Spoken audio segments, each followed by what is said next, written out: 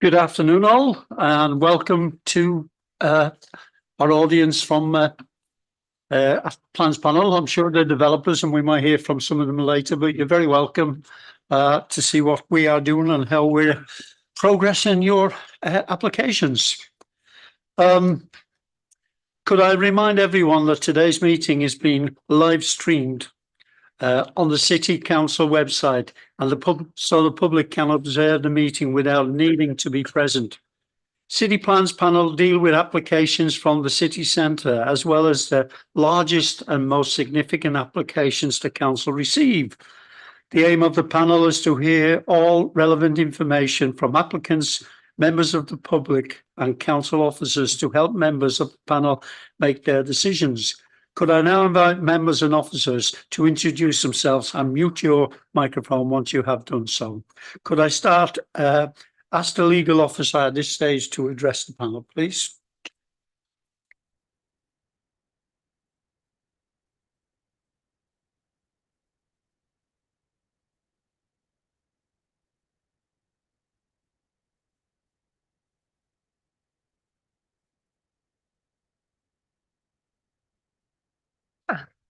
Brilliant, thank you.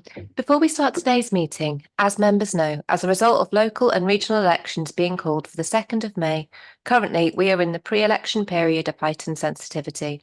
The Chair has asked me to advise members that the purpose of the pre-election period is not to prevent the Council from carrying out its normal business, but it is to prevent the business conducted by the Council being used or having the potential to be perceived as being used to secure any electoral advantage. As such, please treat this as a normal Plans Panel meeting, but be mindful of debate that amounts to or could reasonably be perceived to amount to electioneering. Thank you very much. Thank you for that sage advice. Moving on, can I introduce members of the panel, starting with Daljit on my left, please? Thank you, Chair. My name is Daljit Singh. I lead the Central Area Planning Team. Afternoon all, Andrew Perkins, City Centre Planning Officer. Good afternoon, my name is Lisa Brannan, Principal Engineer, Highways. Hello, good afternoon. Councillor Asghar Khan, Councillor Burma, Tosson, Richmond Hill. Got your thunder. Good afternoon, Councillor Kayleigh Brooks, Little London and Woodhouse Ward. Good afternoon, everybody. Katie Dye, Councillor for Killingbeck and Seacroft Ward. Good afternoon, Councillor Caroline Gruen for Bramley and Stanningley Ward. Good afternoon, Councillor Annie Maloney, Beaton and Holbeck Ward. Good afternoon, Councillor Peter Carlisle, Carlin Farsley Ward. Good afternoon, Lewis Foote, Senior Technical Officer, and I'll be in charge of the PowerPoint today. Good afternoon, Councillor David Blackburn, Farnley and Wortley Ward. Good afternoon, everybody.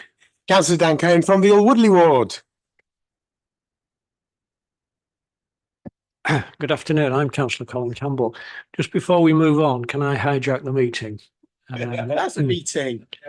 Well, I'm sorry, but I can't think of an appropriate point on the agenda to raise this, but it's Councillor McKenna's last meeting as chair of the Plans Panel.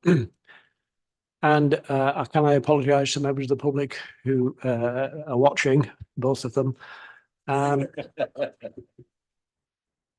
Jim has been a councillor for years, quite a goodly number of years, and he certainly chaired this panel for almost as long as I can remember. And I feel we can't let the meeting go without expressing our thanks to him.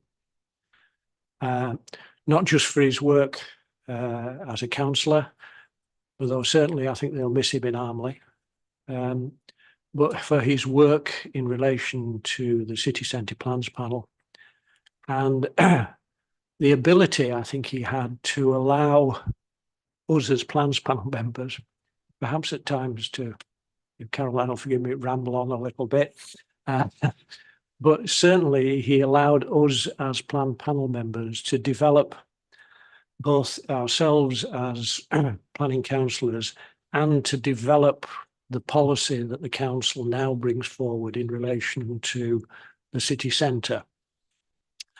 And I appreciate it might be a slightly emotional time for him because, or it might be quite a happy time because he won't have to sit through the next one of these. I don't think he thinks like that though. But I think it's fair to say that from my point of view, I think he's been an excellent plans panel chairman. I think he's brought such a lot to the city that most people have no idea about. I think he has been a good friend to me and to all of us, and has helped all of us grow a little in the planning process. And if nothing else, Jim, when you walk around the city centre, I think you can stand there and quite reasonably say, I and the panel made a difference. The city centre of Leeds would not be what it is today without that input from him, which has changed the centre quite dramatically, for the better, in my opinion. So from a personal point of view, and hopefully on behalf of all of us, thank you, Jim. And now we can go.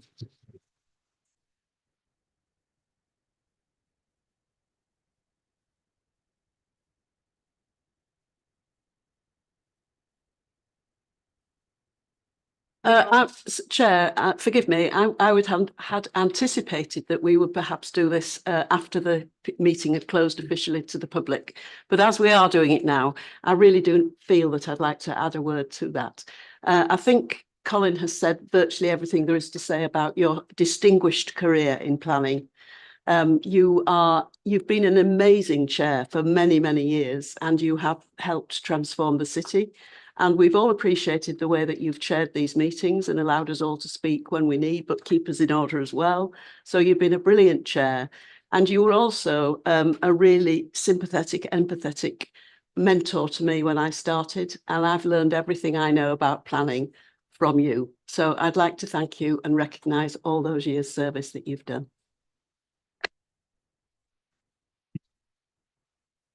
Chair, just before Colin comes in, can I just follow on from Councillor Gruen as well? I was going to say, before the formal council business starts, I was going to say a few words as well by yourself, Chair. You've been a councillor for over 36 years, and that's a long, long time. I must have been in my nappies when you became the councillor. You've been a brilliant councillor. You've been an excellent councillor, as Colin said. Colin said, and also you've been very, very excellent chair for the City Plans panel, and I remember during pandemic we had one of the longest meeting at Leeds and Bradford Airport. You chaired really well. It was new to us, everything about online meetings, but you done really well. That 8-hour meeting seems to be like 14 hours meeting by the time it finished. But we came to the conclusion of that meeting, and thank you for chairing that one as well. And as Colin says, when you walk around you'll have a spare time to walk around the city centre, you will see the city has changed massively through your contribution to the panel members. The modern city, good design, good development, and it's been a pleasure being the panel member, serving on your, and I wish you all the best. Just also, Caroline Gruen is also retiring. She's been, a great mentor to myself, and I remember I used to sit between Caroline Gruen and Peter Gruen, and they used to mentor me really well. And I just want to say thank you, Caroline, and thank you to Peter, and also thank you, Chair. You should be all proud of what you've done together. I think you've done over 48 years service. It's contributed to the city, and I wish you all the best for your retirement and good luck. Thank you.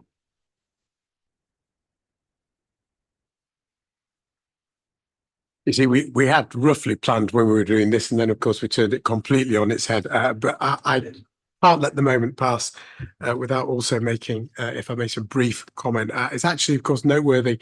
Not only were you a superb Lord Mayor, in fact, Lord Mayor when I was first elected, the very first person I met was your good self, Lord Mayor. The very first meeting as a new councillor was tea in the Ark Royal room, where you told me how things were and how things were going to be. And I remember I once made a slightly disparaging comment about a certain councillor, Peter Gruen, in full council. And he came to see me after the meeting, put your arm around my shoulder and said, "Dan, always play the ball, never play the man." And it's something that I've ignored regularly, but no, but I know it's something I've very much always tried to keep in mind. Of course, you're also, I think, probably the longest vice chair of council we've ever had. I think you've served more terms as vice chair of council than anybody else. I always think, what do every one of us want to do as councillors, whatever party we might belong to? Being very careful here, solicitors. And that's, we want to make a difference. Doesn't matter what party we're from, we want to make a difference in our wards and in the city. And as colleagues have said, you will be able to wander around Armley and point to things, I did that, that's because of me. But you will be able to go around the city for many years to come, because lots of the things you've been involved with are yet to turn into bricks and mortar. Do we still use bricks and mortar? We do. You will point to things for years to come that you have been instrumental in shaping. The skyline of the city will be down in great part down to the work that you have chaired over many years. And I hope you will, as you gaze over the city on what I hope will be a long, healthy and happy retirement, say, that looks good. That's down in no small part down to the work I did. And so on behalf of all of us, thank you very much indeed. I'm going to save any comments about Councillor Caroline Gruen to next week when we have a children and families meeting, and I will be in the chair and no one can tell me to shush. Thank you, Jim. If I could just speak on behalf of the service, Chair, if that's okay. I don't want to put you on the spot any more than you are already, but I just really wanted to express on behalf of City Centre team in particular, but the service as a whole, your thanks for your diligence and support for colleagues in some very long and challenging meetings at time, but always with the intent of getting a positive outcome. So I think you can look back on a job well done and the positive legacy that you have left, Councillor McKenna. So thank you very much again on behalf of the planning service in Leeds. Thank you. Sorry, Barry, can I come in as well out of turn? Sorry, Barry, you will get to introduce yourself at one point. We're going round, or you can come in with this. I wanted to just add, I've obviously not been a member as long as you, Jim. I'd like to note the time that you've spent as a member, but also your family, who many of whom have also been elected members across the city and made a contribution. So I think that there's the whole dynasty we have to look to. But the notes I was going to bring really towards the meetings that Askar referred to, one of the ones that I was very vocal in were the meetings around the airport, which were extremely long meetings. There were points I wanted to make in those that I know everyone else didn't necessarily agree with in those, but you made sure that anything that I wanted to say was heard, as you did every other member, and we all had very different views in that. The one thing I did want to note though that hasn't been brought up as much is just how fair and balanced I think you've been to all parties in this debate. In that particular one, that you handled probably the most difficult online meeting I think we've ever had, actually. We also had thousands of comments from members of the public that you had the duty to decide how long members of the public could speak on that. And I think you made fair and balanced judgment throughout that, giving obviously always the same time between members of the public and the developers in that. But I think members of the public that had made comments and wanted to say their piece really felt then that they had been heard and that their contributions were valued and had been accepted by the panel, whether or not we agreed with them in part or in whole. So I do want to say thank you, Chair, for always being very balanced on that, making sure that everyone can have their say when they need to, but also being quite firm when you think somebody has had their say and it's the end of the time for them to do so. So thank you from me for that, Chair.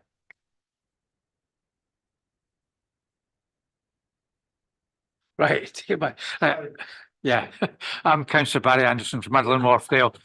What an anticlimax that is! But the only thing I would say in adding is, I think your experience and your knowledge will be what's going to be missed most of all.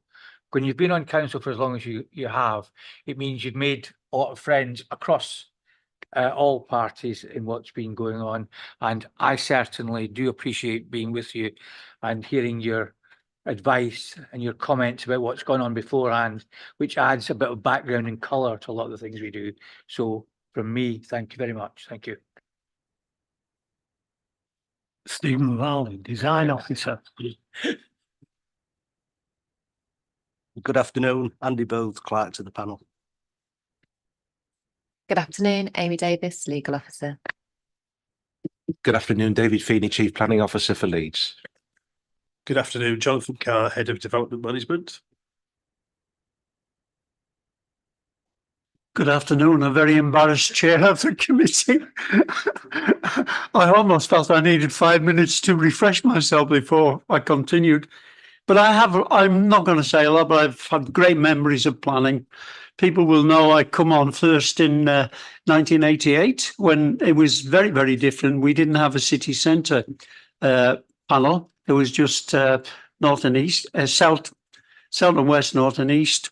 And at the time, developers and some people might remember that we were known as a book by Patrick Hutchins, who wrote called Leeds the back-to-back inside-out city that turned their face away from the river. In my time, we opened up the river. I'm not putting it all down to me. There was somebody who was certainly more instrumental than I was. But what I did rebel against when a former leader, a very powerful chair of planning, and we all know who he is, I don't mention names, was very much that you could build anything in Leeds if it looked like mock Georgian, and it was no more than 4 stories high, and it was red brick. When I come on, there was myself, Fabian Hamilton, who's now the MP, as you know, and somebody you won't know, Phil Towler, and we rebelled against this and said, why not high rise? Why not different materials? In the end, after my year, I was managed to somehow or other be taken off planning. But it only happened for 1 year and I was back on and we started winning the argument. It was interesting when we had a site visit day. Tim over there took us to Lisbon Street and quite a lot of the buildings of that circa 80s. One in particular, I know I was involved in the planning permission, probably didn't agree with it, but I was involved in the planning permission, had to be demolished. And it's almost as if my time on planning had come full circle, you know, from 88 to present day. And I was delighted. I certainly won't mourn those buildings. And I think we've made great advances in there. I've been served by brilliant officers in all my time on planning. And I've had a brilliant selection of councillors. And I tried not to be political, you know, I've tried hard not to be political, but I've also wanted everybody to have the same. And I'm going to shut up now and move on. But thank you very much. You have my heartfelt thanks, but you did embarrass me tremendously, I have to say. Thank you. I can take a rest. Over to you, Andy. Thank you, Chair. Under agenda item number 1, we've no appeals against the refusal of inspection of documents. Under item number 2, there is no exempt information on today's agenda. Under item number 3, there are no late items. Moving on to agenda item number 4, could I ask members if they've got any interest to declare? I'll take silence as a no. And moving on to agenda item number 5, with no apologies for absence today. Thank you. Thank you, Andy. Can we then move on to agenda item 6? Page 7, minutes of the meeting held the 14th of March. Shall I go to a page by page as usual? Page 7. Page 8. Page 9. Page 10. Page 11. Page 12. And finally, page 13. Is there any matters arising? Is anybody prepared to move it as it? Thank Councillor Khan. All those in favour? Thank you. That's passed. Can we then move on to page 15, agenda item 7? Andrew, please.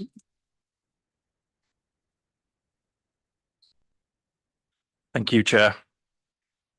Members may recall that this application was previously considered at the February City Plans panel, in which it was deferred, with members requesting that further information be provided with regards to security issues regarding the screened footpath and the permeability of the screens for the wind mitigation. Since this meeting, the applicant's team has sought to address these concerns, which has introduced additional measures to enhance the safety of this external space. So just to recap, this application relates to the construction of an office building. The site outlined in red in this slide is located to the north of Whitehall Road, with the canal and river Aire to the east and the railway embankment to the west. In terms of the ongoing regeneration, which has already taken place to this area of the city centre, the site is the yellow block. The Monk Bridge Viaduct is to the far north here. Sorry, there. With latitude purple B in front and latitude red to the east. The consented Get Living mixed use development is located to the south, and Springwell Gardens to the southwest beyond the railway line. So as mentioned, the application was deferred on concerns regarding the amount of natural surveillance over the western landscaped area. And this CGI image shows the porosity of the screens along Whitehall Road, and that views will still be maintained throughout and into this space.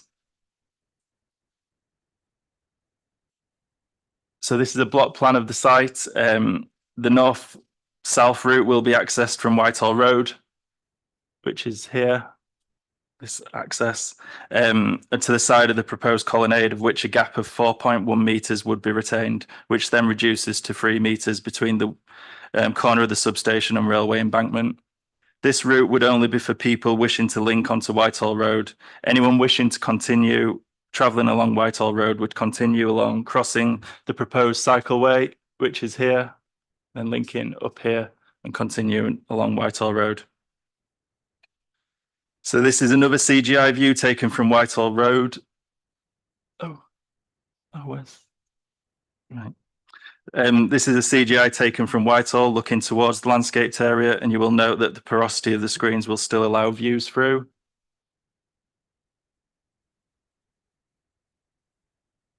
The applicant has also now provided further information of this space, which will benefit from extensive motion CCTV surveillance. The applicant has also confirmed that surveillance levels will remain the same during the day and night, with an on-site security guard monitoring the CCTV 24 hours a day. Since the previous plans panel meeting and taking on board West Yorkshire Police's comments, the applicant has now removed the bollard lighting within the landscaped area and replaced these with lighting columns to provide multi-directional lighting where necessary. Uplighters have also been included as additional lighting features. This is just another CGI taken from Whitehall Road facing towards the space, which you can see allows natural surveillance through, and there's also the lighting column here, CCTV, and the uplighters here along the path, which will enhance the space in terms of the lighting.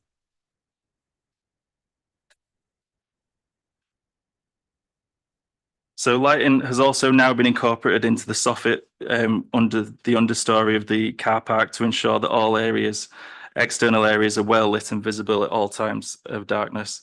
This also involves the walkway from the car park, which is here, which leads to the main entrance of the office building. So as highlighted earlier in the slides, this area is undergoing a significant regeneration. The development to the north of the site, latitude purple B, is due to be completed soon, which will introduce apartments, of which some of these would overlook this space at first floor and above.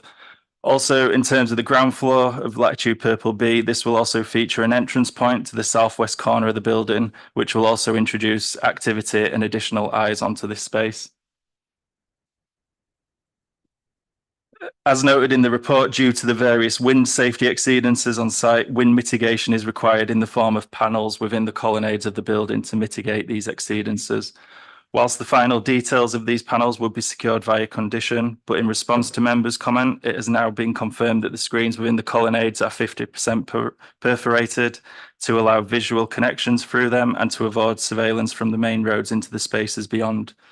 Lighting is also now shown around the columns of the mitigation, with the garden behind also benefiting from extensive lighting. Therefore, anyone looking through the panel from Whitehall or Whitehall Road would see through sufficiently like they could during the day. The panels proposed are similar to other screens which can be found in the city centre. The example here is, as members may be aware, the Vita building along Woodhouse Lane, which is the same mitigation proposed here of 50% porosity. The applicant has also looked at alternative materials for the screen and the potential of a transparent panel, of which the final details will be secured via condition. Just move on to this. And these are just some further nearby examples of wind mitigation which are in place in the city. As noted, the Leeds Vita building here, and also the School of Arts building to the junction of Portland Way and Calverley Street, which you can actually see through the windows of this room.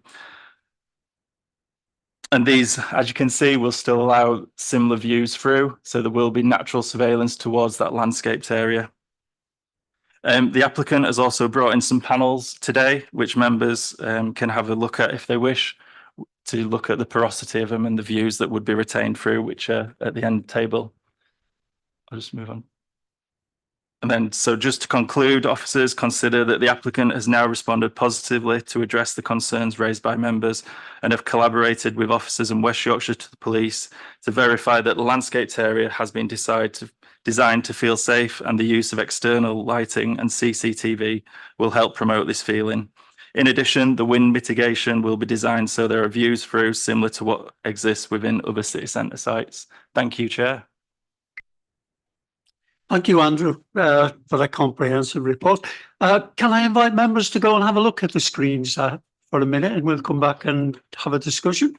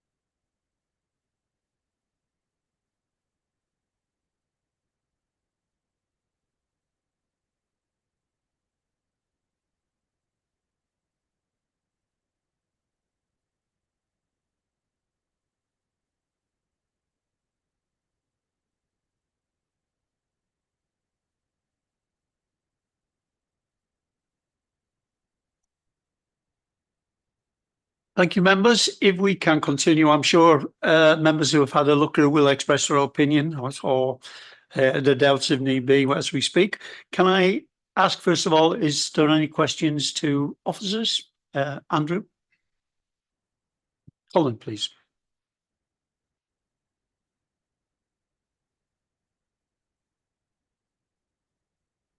Oh, Chair.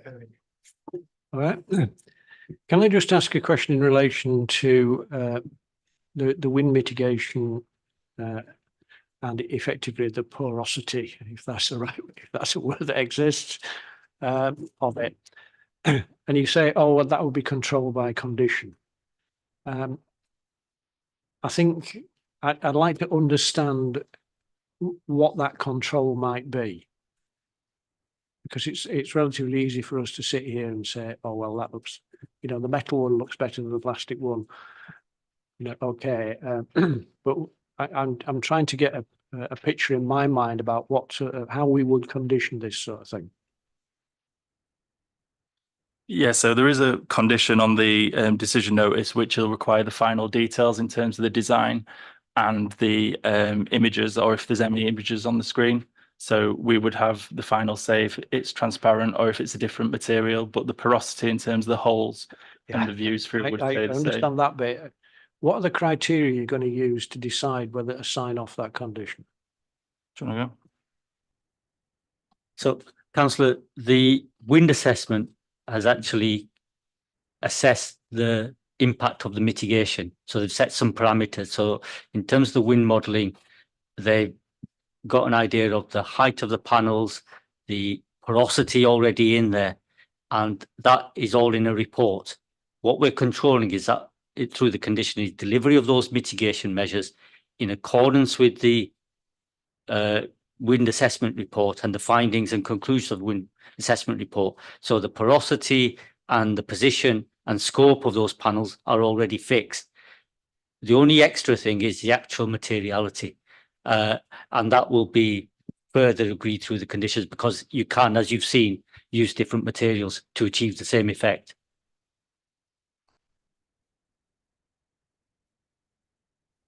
Any further questions?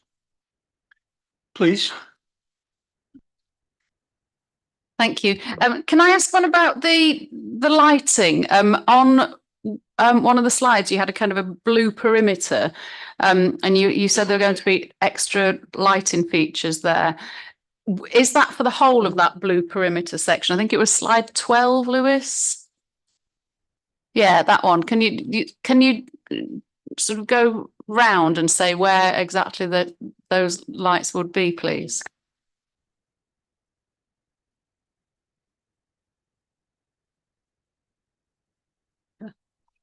Sorry about that. So the orange brown dots, they're the soffit lighting, so they'll be under the Undercroft car parking. So in addition, there'll also be, oh, has control gone, Lewis? Point towards Lewis.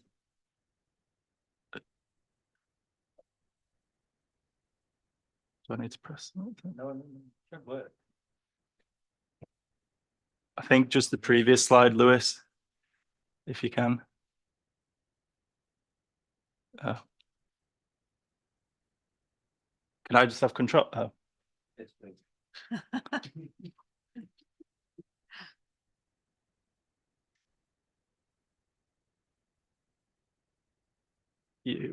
I need to find the slide because.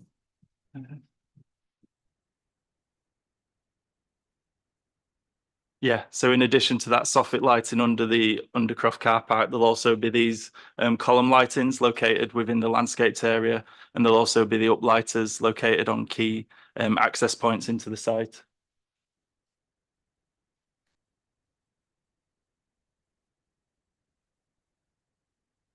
Any further questions? Can we go on to comments then, please? Comments. Councillor Groom, please. Yeah, Chair, I'm quite satisfied with the changes that have been made in line with our requests, and I'd be happy to propose that we take a vote on it. And there's a seconder for that. Are we prepared to move to the vote? Yep. Okay. All those in favour of the new recommendations, please show. Thank you. I'm delighted to say that's unanimous. Moving on. And we're on page one. On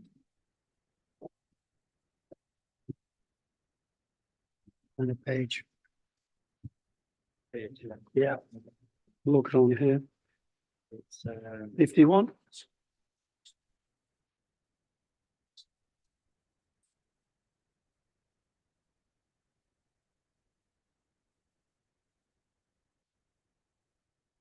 Yes.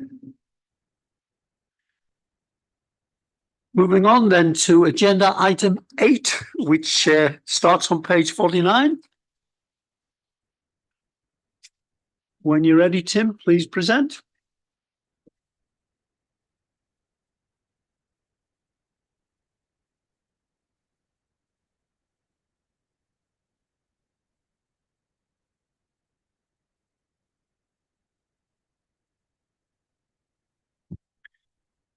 Thanks very much, Chair. And I know David's thanked you on behalf of the service, but can I just say on behalf of just an average person in Leeds, I'd really like to thank you for everything you've done for the city.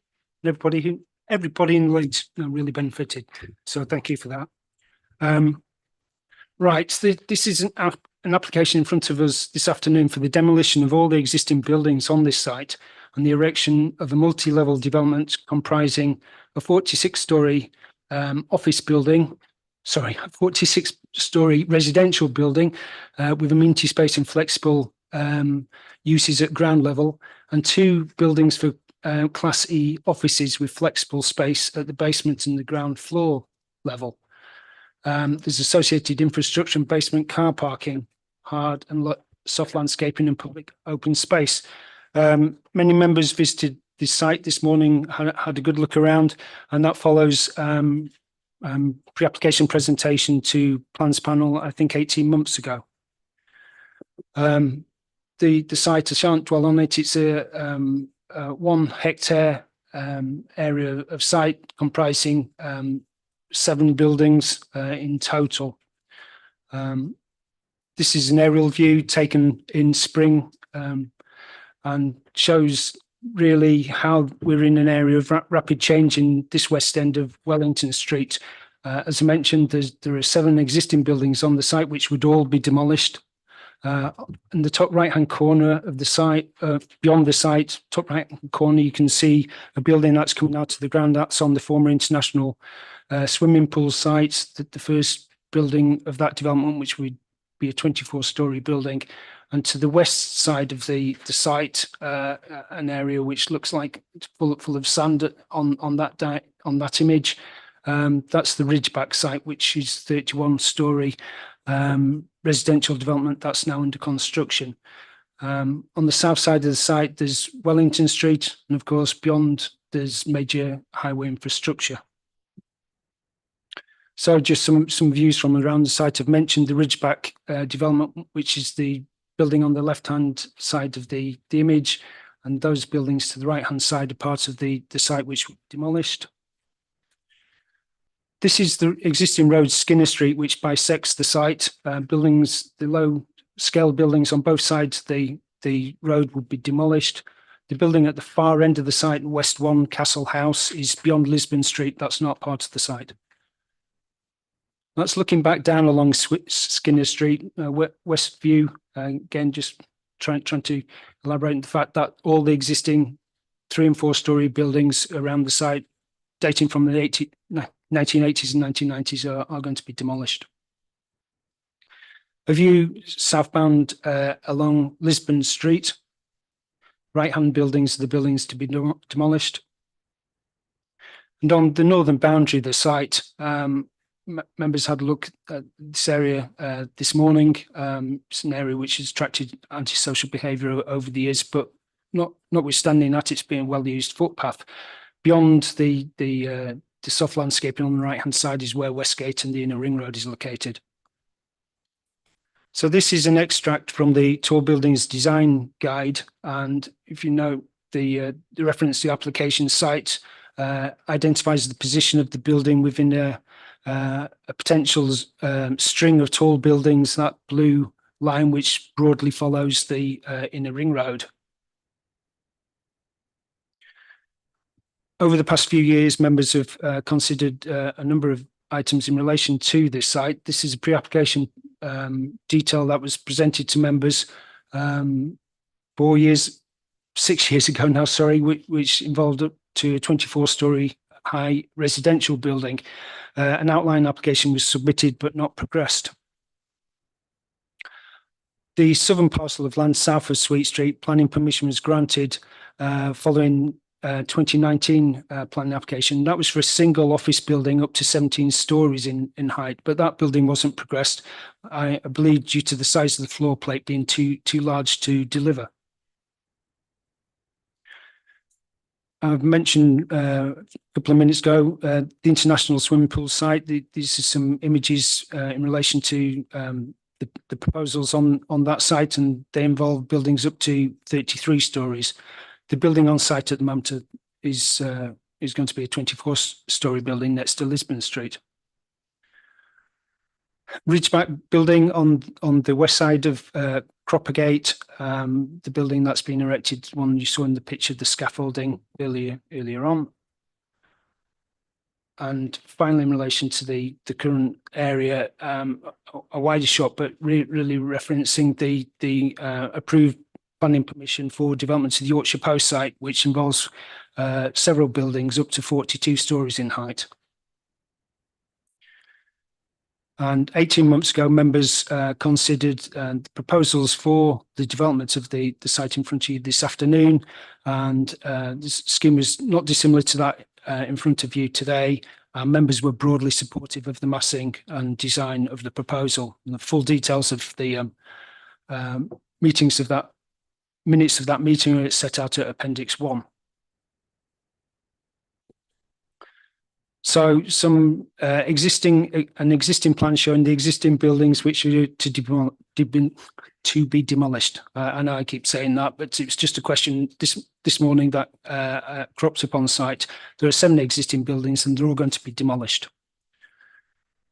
Hopefully you can see the change in terms of the layering, and this image gives you an indication of the new buildings and how they would sit in relation to the existing buildings. I'll just flick back briefly so you can recognize the fact that there are 3 new buildings, one north of the road and 2 closer to Wellington Street.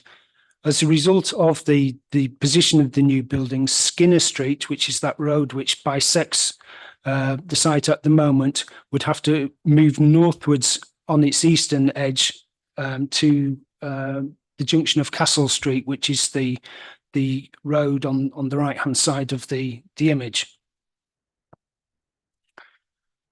This illustration gives an indication of how the development would sit within the wider context in relation to both the new buildings and also the spaces that are coming forward as part of those. Closer into the site, so 3 new buildings proposed. The road through the middle would be, as I mentioned, realigned, and part of the changes to that road, it would become a one-way route in an anti-clockwise direction from Lisbon Street. It'd be a single lane road with a focus on improving the pedestrian environment, so there'd be a continuity and visual coherence in relation to the hard surfacing in that area. This morning there were questions about servicing for the buildings, and there are 2 laybys proposed for the development. One on the west side of Lisbon Street here, outside the residential building, and another lay-by on the south side of what's referred to as access road, which would be provided for servicing of the office buildings. There's another lay-by being provided as Skinner Street turns into Croppergate, which would be available for the Ridgeback development to the west of Croppergate and also the office space. And there's an existing lay-by on the east side of Lisbon Street as well. So the site's well served in relation to servicing facilities. This is a close-up view of the space in the middle of the site, central space, where there'd be a lawned area surrounded by trees, hedging, and it would incorporate areas for play. In addition to that, given the nature of the scheme, the lower level of the residential building could accommodate a cafe, and there's an area for a spill-out space as part of that. Got a couple of precedent images of the nature of the space that will be provided within the central area of the site. This gives some indication of the type of landscape that will be delivered on peripheral elements of the site. Some further indication in relation to the considerations that would be taken into account going forward, and the detailed landscape design would be subject to condition. Going through the building, beneath the site, there are two basement areas proposed. At the northern end of the site, a basement area which is largely sit beneath the residential building, and that include 21 parking spaces for the residents, together with areas of cycle storage and facilities, which would have a dedicated lift up to the ground floor. On the northwest edge of the building line, you can see where the access into the basement would be taken, which would run out into Lisbon Street. On the southern side of Skinner Street, a basement shown as a single basement here. I think it could potentially be built in two parts in relation to the two office buildings that are coming forward. Equally, it could be a single unit. Again, I mentioned the green areas, cycle areas, cycle storage, potential flexible uses within the basement might include something like a gym, and the grey coloured areas towards the frontage, which towards Wellington Street, are areas of plant. So moving up through the building, we're onto the ground floor of the building now. You see some better CGIs later on in the presentation, but the office frontage would be set back from the alignment of what is Grove Street at the moment to create a two-storey pedestrian colonnade across the entire frontage, significantly improving the existing conditions on that stretch of the street. Within the residential area development plot 2, I think you might know that the main body of the building is hexagonal, but the building would be extruded at a single-storey level to the southwest corner to accommodate resident amenity space and also potentially a cafe.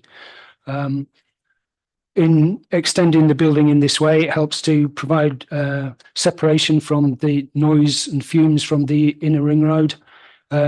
Gives the opportunity to provide a roof terrace for residents at first floor level, and also creates, by bringing forward a single story element, a more human scale to a large scale building. We've moved up a step now, which gives you an indication of the first floor arrangement, amenity space for residents at first floor, along with the first residential apartments, and people in the building can step out into roof terrace area provided for residents. Yeah, moving up through the building, through the site, this is a typical floor plate, giving an indication of the scale and flexibility of the office floor space, which is going to be provided. And this is a roof view, effectively, which I've included to give you an indication of the fact that the office buildings are both separated at ground level, but also step back from the frontage towards the highest points. The left-hand building would be 15-storey, and the right-hand building 16-storey. The stepping back of the office building that I've just mentioned, two-storey colonnade on the frontage with entrance into a two-storey part of the building. There's some minor change in level within the building that's dealt with through the provision of steps and a ramped area. There's a couple of axiometric drawings of the left-hand office building, plot 1A, produced to give you an indication of the colonnade at ground level onto Grove Street and its interaction with the interior of the office area and reception. And this level of the building could be used for office reception or a range of commercial uses such as shops, medical and health services, and uses of that type of nature. Stepping up through the building, I mentioned the two-storey element that gives an indication of how the mezzanine floor in office block 1A is set back from the main frontage. And I think this is level 7 of office 1A and gives you an indication how the building steps back and provides the facility of a roof terrace area for the office workers. Now, the residential building at the northern part of the site is based around the central core with access to clusters of apartments off it. I believe there are typically 11 apartments on each of the floors.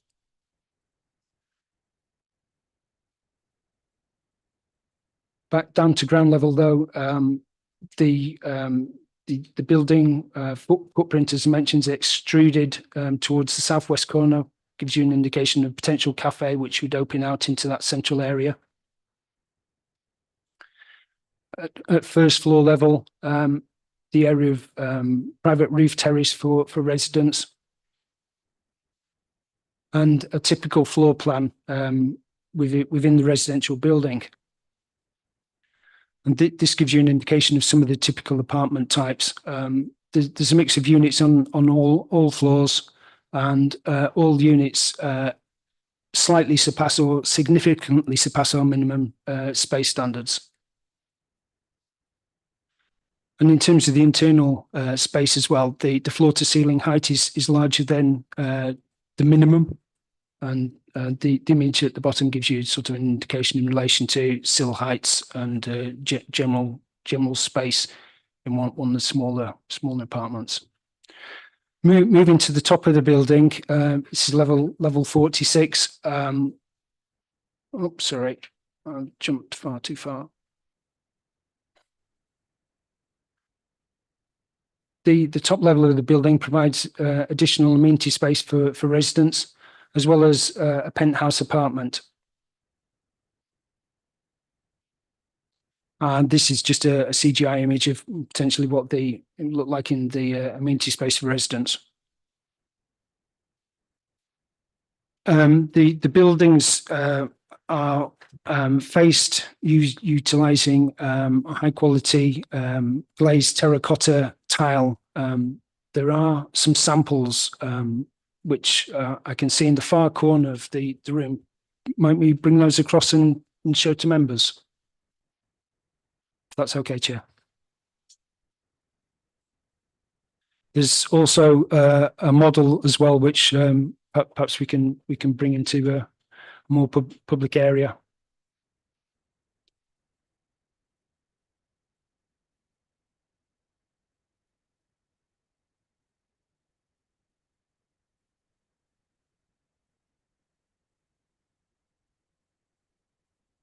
Okay. I will carry on as Stephen's decided to. Put it down on that table, Stephen. Members can walk up and have a look at it, and then Tim can continue his presentation after. Yeah. Excuse me, Adam. Could we have them on as well, just whilst you bring the items across? Come on across as well.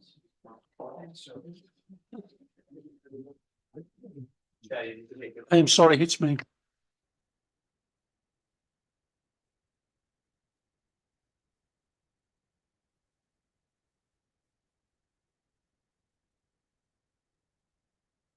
Can I invite members to go have a look at it? Okay.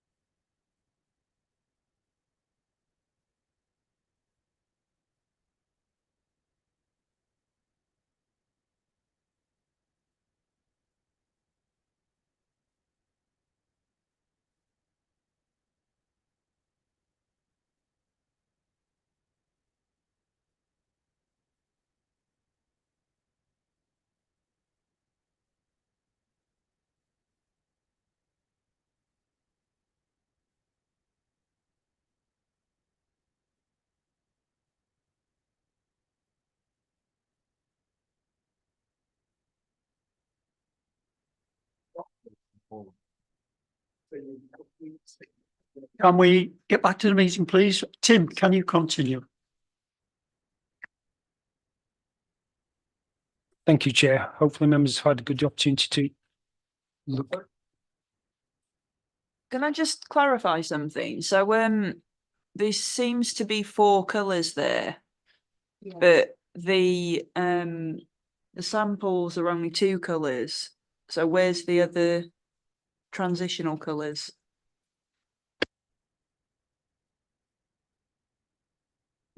I suppose more specifically, I'm asking where's the pink, because I want the pink.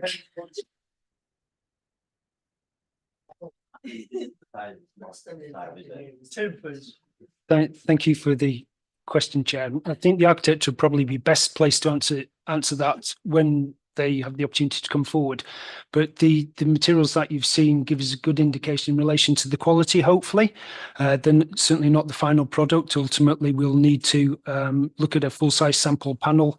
But when I get on to showing you some images of the buildings in their entirety, you'll be able to see that the intent is to grade the colouring, the tone of the red on the office buildings so that they lighten in colour as they move towards the top of the building.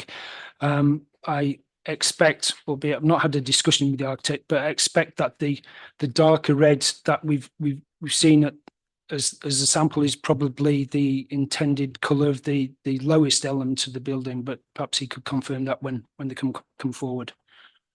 Tim, and I had fully intended to invite him forward. It's such an important application. With members' permission, of course, there are no speakers against, so we do have the ability to bring them forward when there's no speakers and speak solely on their own.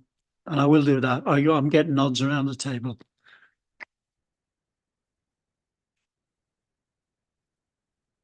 I think just one other thing about the darker red that you've seen, when you see materials outside, they take on an entirely different perspective. So they reflect light in a completely different way when they're vertically stacked. So just to say that, and as I mentioned, ultimately, if members approve the application, there will be full-size samples produced on site.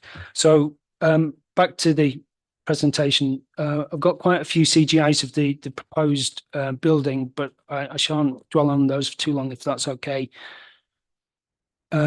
These give you an indication of the primarily the ground level of the building. The top you can see within the office building, and in the lower images in relation to the lower part of the residential building. I think these buildings are produced in larger scale later on, so I'll move on.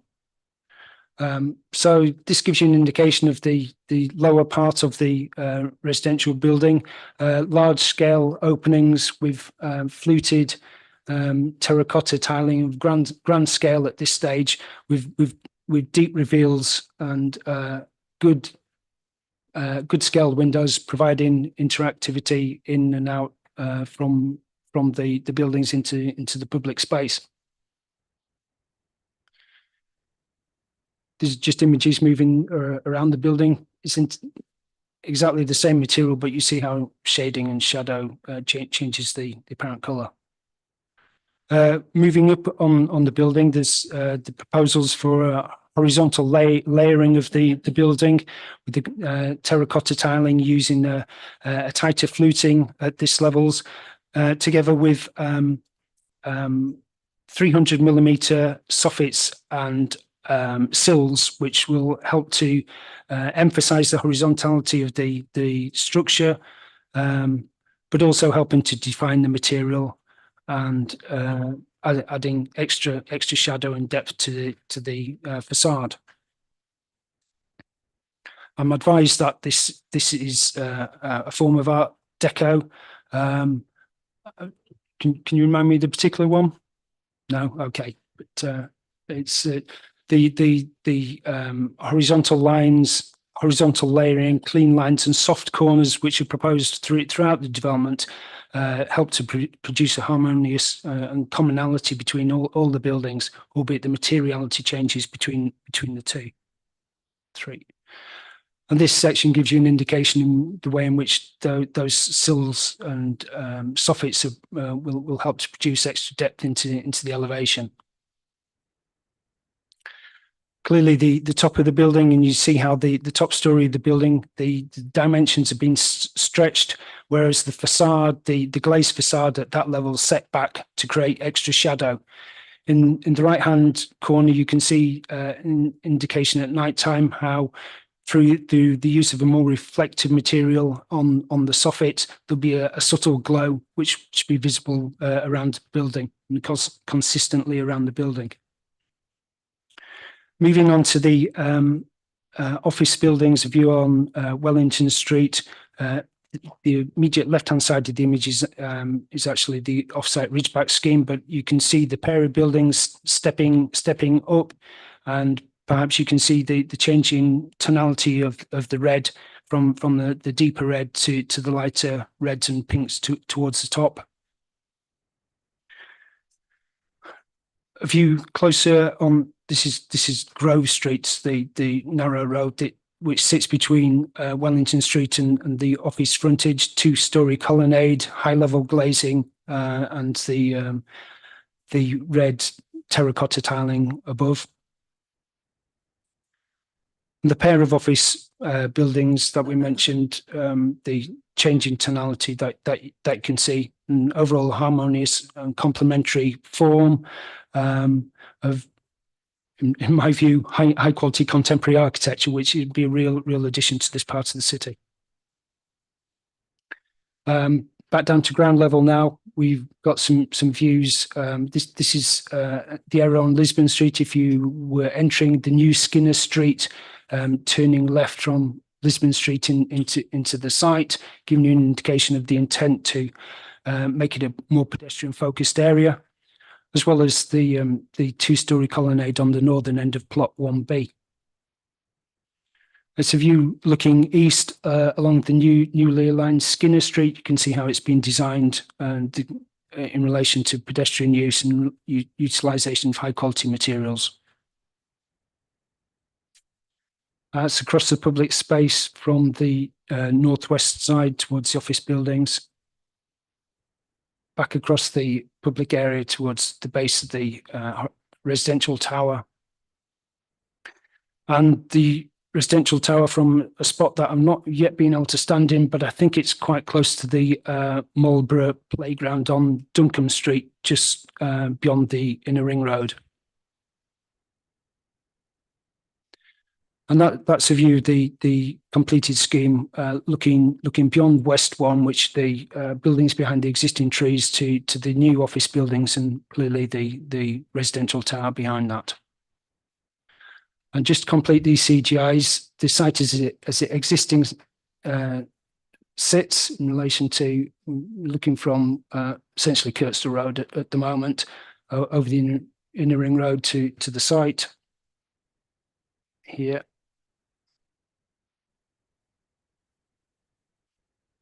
The site development with the tower, office buildings, and the international pool development. And finally, including the ridgeback scheme. So the proposal will complete the West End development on the northern side of Wellington Street. I've got just a few updates to my report and some of a commentary. There is a typo in the planning obligations section, which is the fourth bullet at paragraph 9.11.3 in relation to the travel plan fund contribution, which suggests that the normal request would have been £268,000 when it's actually £120,000, £569. So apologies for that typo. Yesterday, I received a late letter of support from a local resident who says it will help contribute to the regeneration of the area. I fully support the height of the proposals at this Western Gateway location. Given the many other tall buildings proposed or under construction, the height will be largely massed anyway. The design of both the tower and offices are excellent. I also appreciate the inclusion of a good amount of green space given the limited size of the site. I would hope that the developers will make sure that it's completed and maintained to a very high quality. Section 9.8 of my report refers to wind issues and recently received proposals in relation to the wind mitigation. Architectural Aerodynamics have reviewed the latest CFD wind modelling on behalf of the City Council and consider that it provides confidence that safe and comfortable wind conditions can be achieved. They recommend a final round of wind tunnel testing to review the detailed proposals. And in that context, it's proposed that draft condition 28 is revised to secure this analysis. Members may have noted from the report that a financial viability appraisal has been submitted by the applicant, and the district valuer has confirmed that the development cannot viably support any Section 106 contributions at the current time. However, the developer has offered contributions amounting to £768,534, in addition to 16 discount rent affordable units on site, so as to help bring the development forward at the current time. Simon Croft is kindly attending from the District Valuer's office should you have any questions on this matter. The developer has brought along many members of their team who are sitting in the corner. Chair, if you have any questions, but for now, that's my presentation. Thank you. Thank you, Tim. Can I introduce Simon Croft here, the District Valuer, who you will probably want to ask some questions. I understand well, I'll let you speak for yourself, Simon, please. It's me. Ah, fine. Thank you very much. The report was actually carried out by my colleague Ellen Atkins. I'm here simply to present it today and ask any questions. We have generally in the past been successful in achieving either policy or close to policy in terms of affordable units and Section 106 costs. This particular scheme has not managed to achieve that, which clearly is a disappointment. We've assessed it in the same way as we have done other schemes. I think we have, in terms of how we assess them and the inputs and what have you, we've got that pretty well tightened down. Brian Maguire, who was one of my previous colleagues, has been very good in that respect. If you'd ask me why perhaps this doesn't work, whereas other schemes do work, I don't think there's a straightforward answer. I think we have got a large office element here, so it's a mixed use scheme rather than a specific residential scheme only. I think other possible reasons are that we've seen over the last few years changes in the market. We've seen yields move out, both for build to rent and offices. We have seen increase in rents, which has been widely publicised, but we've also had a tremendous increase in build costs. So I think it's probably a combination of the increase in build costs that doesn't help it, and also yields moving out. Plus, when we assess these, we assess the residual value of the completed scheme, what we think it's worth at this moment in time, in terms of the land, with what we call a benchmark land value, which is in this case was assessed on an existing use scheme basis. And as you've seen in the presentation, there are quite a number of existing office buildings on site. Some of them aren't good, particularly to the rear, but the ones at the front are in reasonable condition. So therefore, it perhaps has a higher benchmark land value than perhaps some of the other sites we've dealt with recently, which have been very much open sites and with all buildings demolished. Thank you, Simon. I'm sure there'll be questions to you when we get into it. Can I invite Richard Irving to bring his team forward? I anticipate there may be questions. You may bring as many as you need.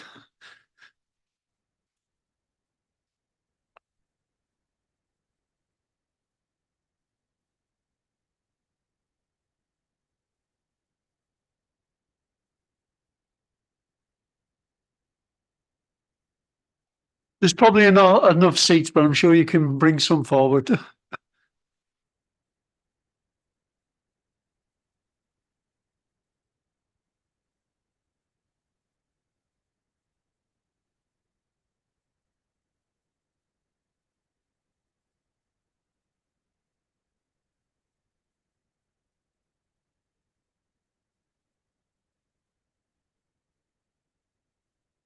Thank you. You're all very welcome. I'll open it up now to questions from members. We have Obviously, officers of the council, highway officers, we have the district valuer, and we have the developers. So when you phase your question, please indicate who you'd like to answer it.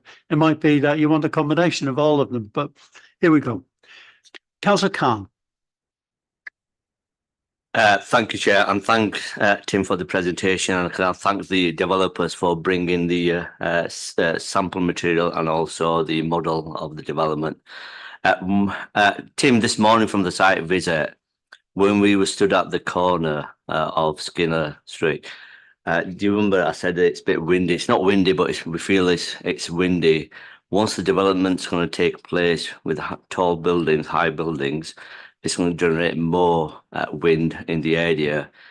What measures are we going to be placed to mitigation, for the wind in the area? And I've got some more questions as well, Chair.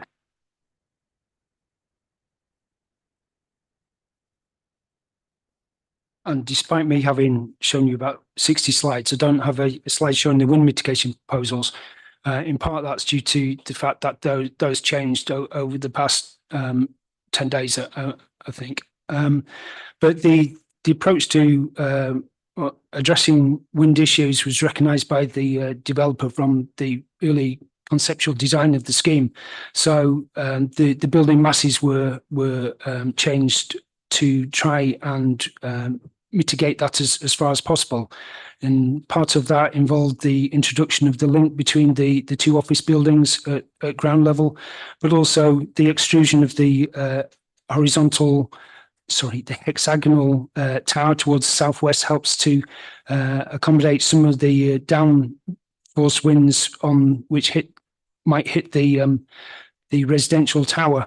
What you also noticed today was the building at the western end of Skinner Street, which would be a 31-storey building by Ridgeback.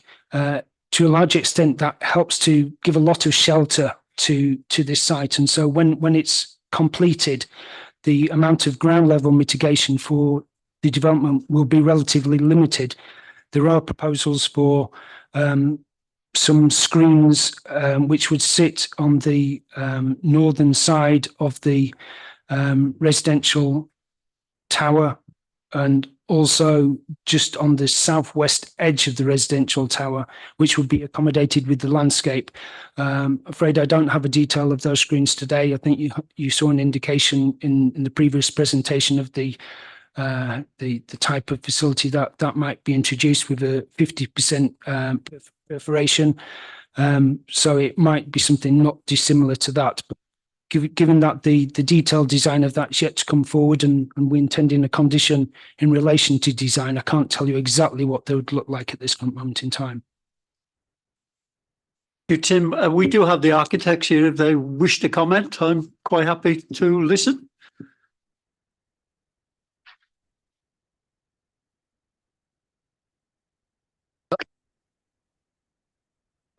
Hi, Dav Banser from Howells. No, I think what Tim has mentioned there pretty much covers how we have sort of designed and considered the form and the shape of the buildings right from the outset with the issue about wind mitigation. So it's a design that has been informed by those early desktop studies. Thank you. Councillor Khan, you said you'd more questions. Yes, Chair. And the other questions are regarding the access road, Tim, and that leads towards the green space. Is that green space open for the member of public? And also, is it going to be pedestrianised? And landscaping, what type of landscaping will take place? And when we were side of the ring road, the lighting wasn't very, very poor. What plans do we have for the lighting for the area as well? And then I've got two more questions, Chair. Yeah, thank you, Lewis. How easy is it to jump right to the end of my presentation? Right to the end, even images that I didn't show to members before, because I think there's a section through the northern end of the site which gives an indication in relation to the lighting proposals.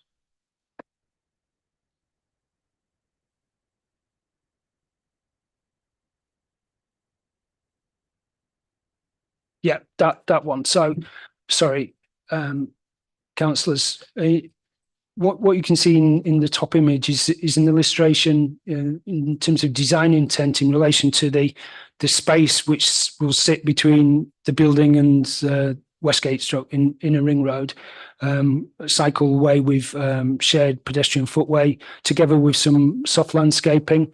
We haven't gone into a huge amount of detail in relation to that detail just at the current moment in time, but the section below gives you an indication of the type of approach that's intended in relation to ground level planting, some trees which would have relatively high canopies to allow intervisibility, and you can also see within that section some indications in relation to freestanding lighting, but also some building lighting on the right hand side.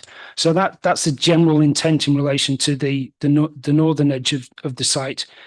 In relation to the centre of the development, that central space, which be accessed by a range of footways, it's all going to be publicly accessible. The only areas that won't be accessible for the public are the roof terraced areas within the office building and on top of the residential level 1 of the site. The remainder of the site will be fully publicly accessible. In terms of quality, I think I mentioned in my commentary earlier that the intent is that there'd be a visually cohesive space, and we'd be expecting some really high quality details in that regard. In my mind at the moment, to say we've not had a discussion with the developer in relation to what that might involve, but I think of Russell Street just to the west of Park Row has been perhaps a precedent in relation to the nature of the space that we'll be delivering there. And finally, on the affordable, Simon, why have we not achieved the agreement with the developer on affordable housing? And also, will they be delivered on site or will they be off site for affordable housing? As I said earlier on, we've assessed this in the same way we've assessed other schemes, and I think we've seen a situation here where this is not working and it's not delivering the value sufficient to provide affordable housing as Section 106 costs because of an increase in build costs, yields moving out as a result of increasing interest rates, albeit rents have gone up, and this particular combination is not delivering on this particular site. I think part of that also is we assess the site and then we consider the residual value that it produces for the proposed scheme and compare that to our existing use value, which is the number of office buildings. The office buildings at the front are not in a reasonable condition. The ones at the back aren't. We did inspect the buildings to be satisfied that was the case. As often developers will say to us, the buildings are in excellent condition when they're not. So we did inspect them and we agreed that they were in good order and they were valued on that basis. Our benchmark land value was approximately half that of the developers, so I think we did push that particular point. But as a combination of that means we weren't successful. In terms of the offer they've made, I don't know the answer to whether the units will be on site or not. Maybe Tim can answer that. Yeah, briefly, the intent is that they're provided on site.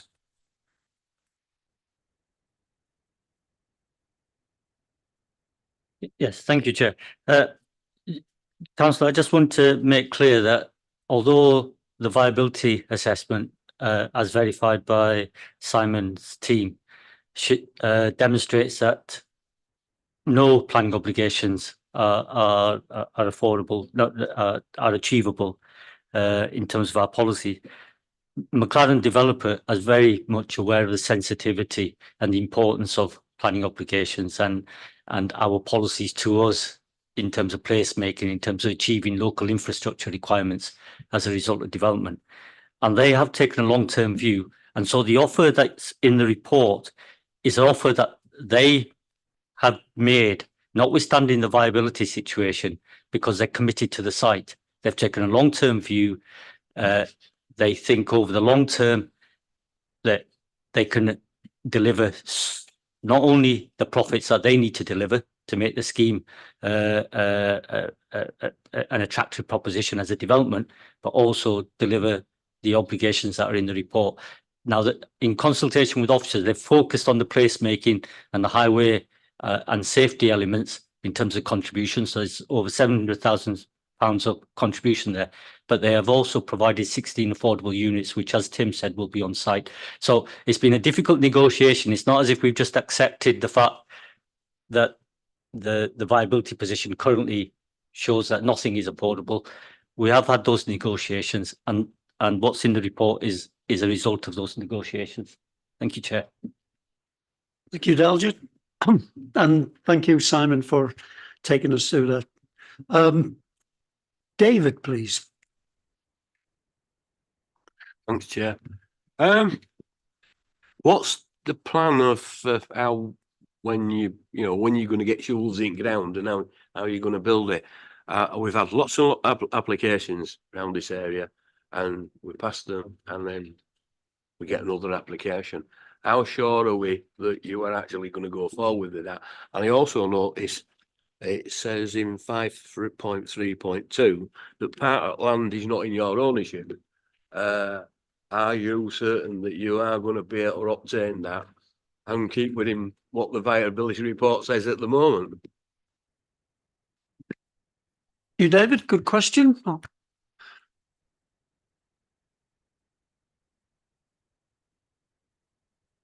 Okay, when you're ready, please.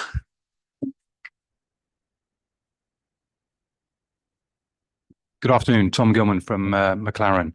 In terms of the first part of the question and starting on site, we have a fund on board at the moment.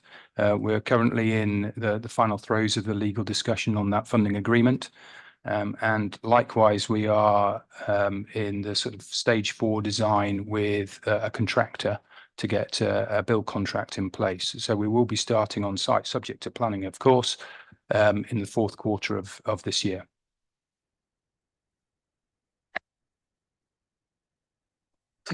Thank you. Is that okay, David? Are you coming back? The piece of land that they still don't own, how are you in negotiations for that? Because quite clearly, you're going to deliver a whole scheme, you need that piece of land.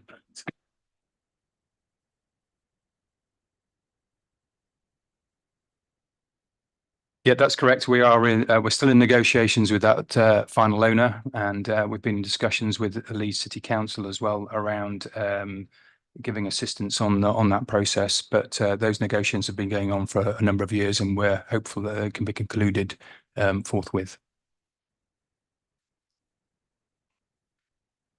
Councillor Corn, Dan, please.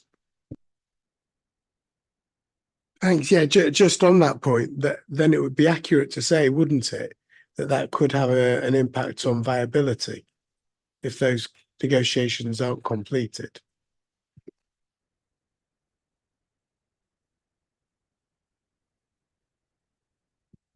Can you sort of be a bit more specific about the impact on viability? Yeah, because you could pay more. You see, say again.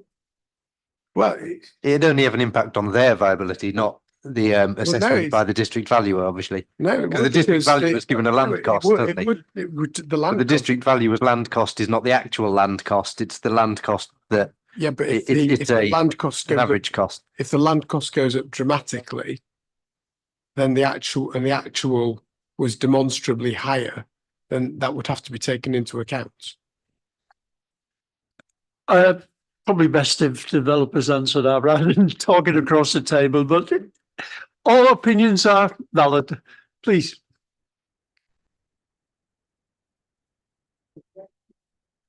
So the negotiations, as I say, are ongoing at the moment and close to being concluded.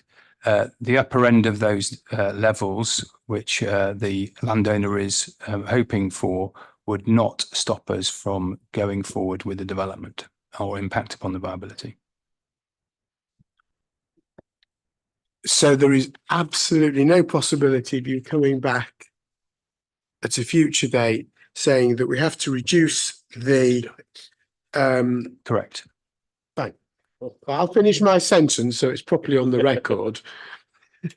So there's no possibility of coming back saying we have to reduce the affordables because the viability is altered. Now you can say correct and it's properly on the record. Correct. Well done, Dan, for establishing that point. Any further questions? Katie, please. Thank you. I'd like to hear more about one of the objections that stated that the external amenity sites space is inadequate. I'd be interested to hear comments on that one.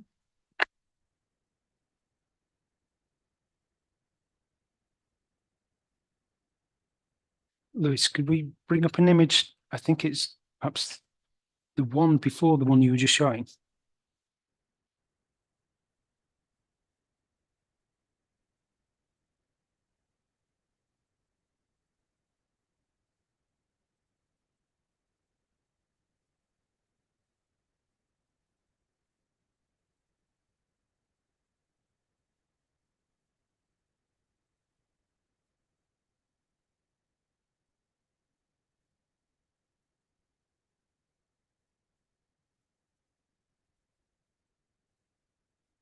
That'll do for now anyway. So the development is of a size that it at 1 hectare that it require to provide an amount of open space, public realm as part of that development. That's been calculated, but having looked at the calculations, if you were to provide the amount of space that the amount of development proposes on this site, you wouldn't actually be able to bring forward the development which it actually is intended to provide for, i.e. the amenity space which would be provided would be located in the entirety of the northern half of the site. Now, clearly, that's not a realistic option, nor would it be very logical to do so. So the alternative, if there's insufficient space in relation to the provision of space on site, is to provide an off-site contribution. The developer has not offered a contribution of £100,000, I believe, in relation to that. But that's in addition, of course, to the way in which the site brings forward proposals for improvements to access around and about it. And I think one of the earliest slides in my presentation gave you an indication of some of the other green spaces that are in the area. So there are facilities in the area, but the site will also provide for some amenity space on the site. And I think, as you heard from the last commentator who wrote in this week, they believe the amount of green space is a good amount in relation to the scale of development. Thank you. Thank you. And just keeping that slide up, just for clarification. So as part of that space, there's a playground proposed, isn't there? Is that in that triangle? Is it number 2 on there? Is that where it would go? You're quite right, yes. So basically everything to the right-hand side of the number 2 is play area. This is an earlier image to give an indication of non-built on areas, but there's another drawing, possibly part of this pack, which shows you that the play area is essentially the eastern edge of the triangle. Okay, thank you. Can I just ask a couple more about the green space? I mean, the first one is Councillor Khan mentioned that cycle path areas. Is that a number 3 that runs alongside the ring road? I think it's really crucial to get that right. When we were there this morning, it's not a pleasant place to walk or cycle, and yet it is an important connection, and we were told this morning that it kind of links in with what's happening at either side of that red boundary. So you showed us some pictures of proposed planting and proposed layout of that path. And I think we need to keep a really close eye on that, and in terms of exactly what does happen there, both on that bit and either side of it, in terms of the lighting, in terms of the planting. I guess that's more of a comment than a question, but my next one is a question. Are there any conditions about the planting that's going to take place in terms of pollinator friendly species and things like that? Thank you.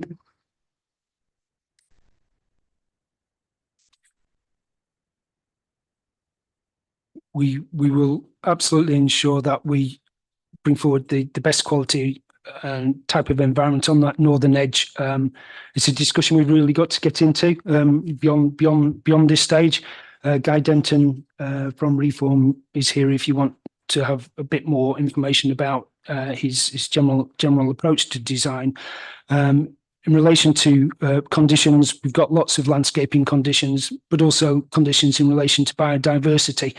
And in that regard, I think the biodiversity is improving by around about 30% on this site, rather than 10%, which is our aspirational target at the moment. So we've got good confidence that the scheme will provide good quality landscape, soft landscape, and a good range of biodiversity as well. Thank you.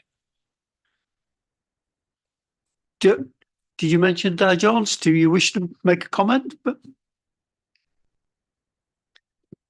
Just to echo what Tim's already said, really, we are familiar with the issues around the footpath cycleway. We went through that on the international pool development site as well, which we're involved with. So we understand all those issues about threatening hostile environments, making sure there's no shadow, dark points, everything is highly visible.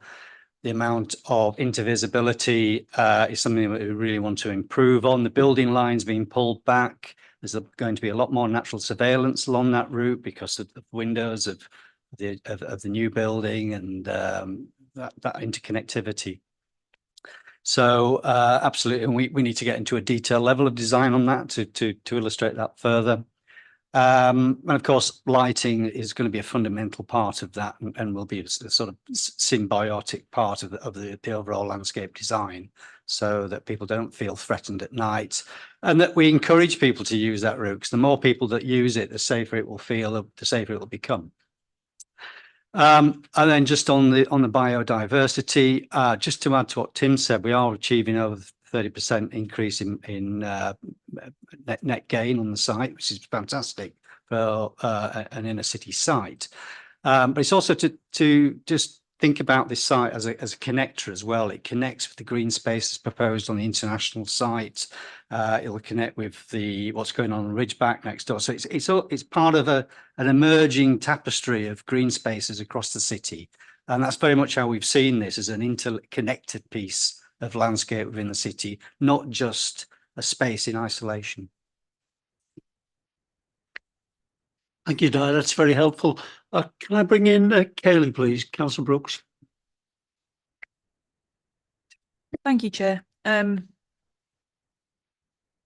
Okay, so I've got a few things. So first of all, is it the front buildings, are they going to be pink or red? Because the tiles that you've shown is red and white, and there's no sort of variation in tone with what you've provided for us to look at. So that's my first question. That on the slides it also looks pink, not red. So I'm a bit disappointed that it's red.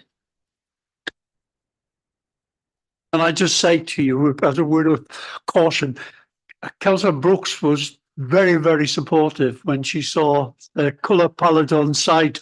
It reminded her, and actually it reminds me of the buildings in Miami in the 1950s. So be very careful how you answer this question. Do you bring the slide up that shows it, please?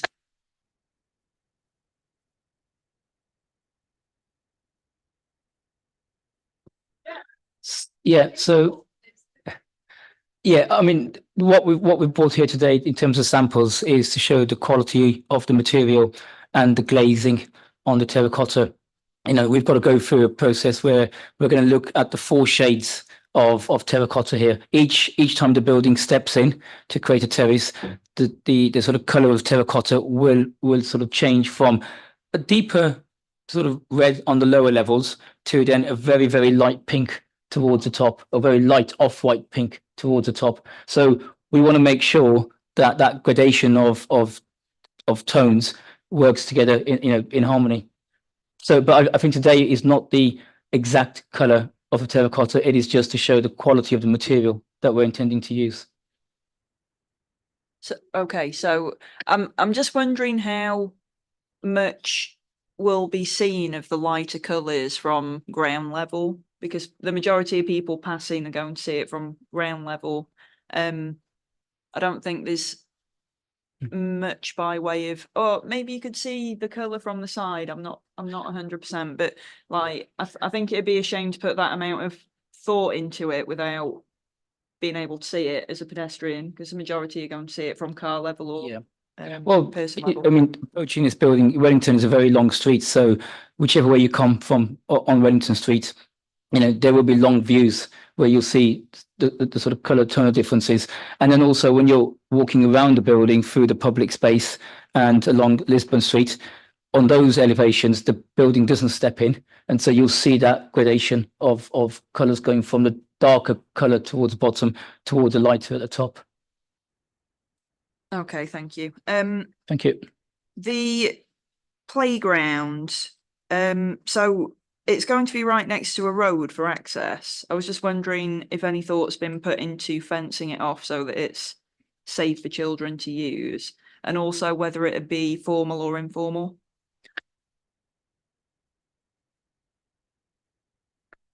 The answer is it is separated off from the road. It will be designed to all the relevant BSEN standards. And it'll undergo a Royal Society of Prevention of Accidents inspection at design stage and upon completion as well. And in terms of the elements, a bit of both actually. So we want to encourage some imaginative natural play, and there may well be a sort of funky static item as well for a fixed play as well. And it will be safety surfaced underneath. Mainly aimed at sort of younger children, smaller children, which is it sort of fits well with the sort of cafe alongside as well, so parents can keep an eye on, etc. Swing slides. We can look at that. Yeah, we have yet to design, so all the good stuff that kids love to enjoy. Good, great, thank you. Slide 101. If you wouldn't mind bringing it up. No, that's fine. Next thing now. Slide 101. So I was told on site that there won't be any earth put up against the inner ring road. So I'm just wondering how this is going to look in actual fact, because it's needed for access, and also what's the impact going to be on the saving of expense, because it's also quite expensive to move earth. There's no earthworks proposed along there. That's the existing embankment that's shown in that profile. It's not an embankment though, it's just like a, I think that's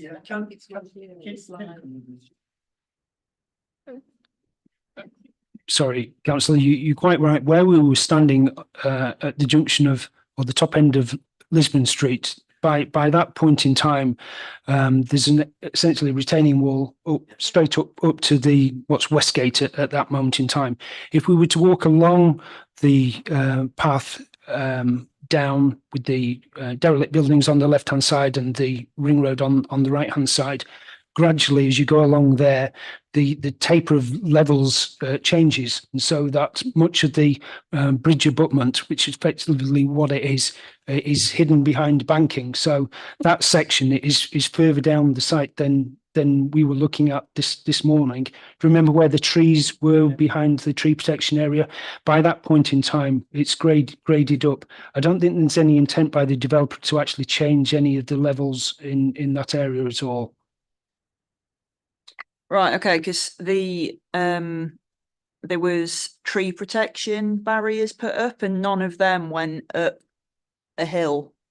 So I just find that quite interesting. Also 9.11.4, it says overage would apply to any developer's profit above a pre-agreed amount. And then the excess sum would be divided 50-50 with the council, blah, blah, blah. What's a pre-agreed amount, please?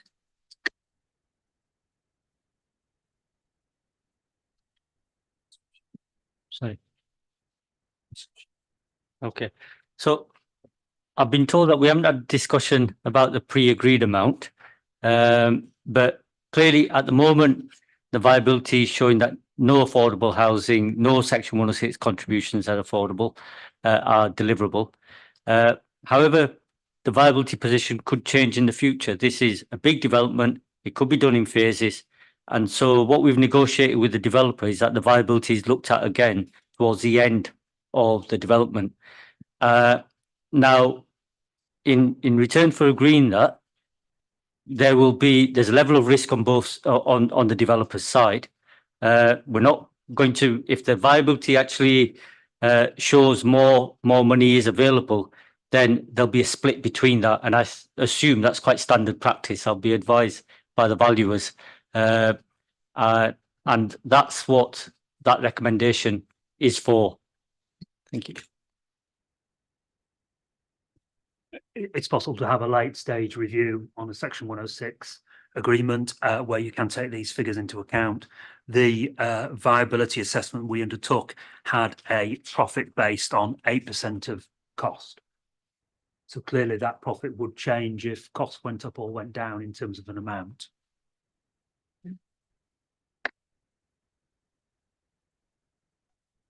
Can I bring in Councillor Gruen now, please, Caroline? Thank you, Chair. My question is around the design.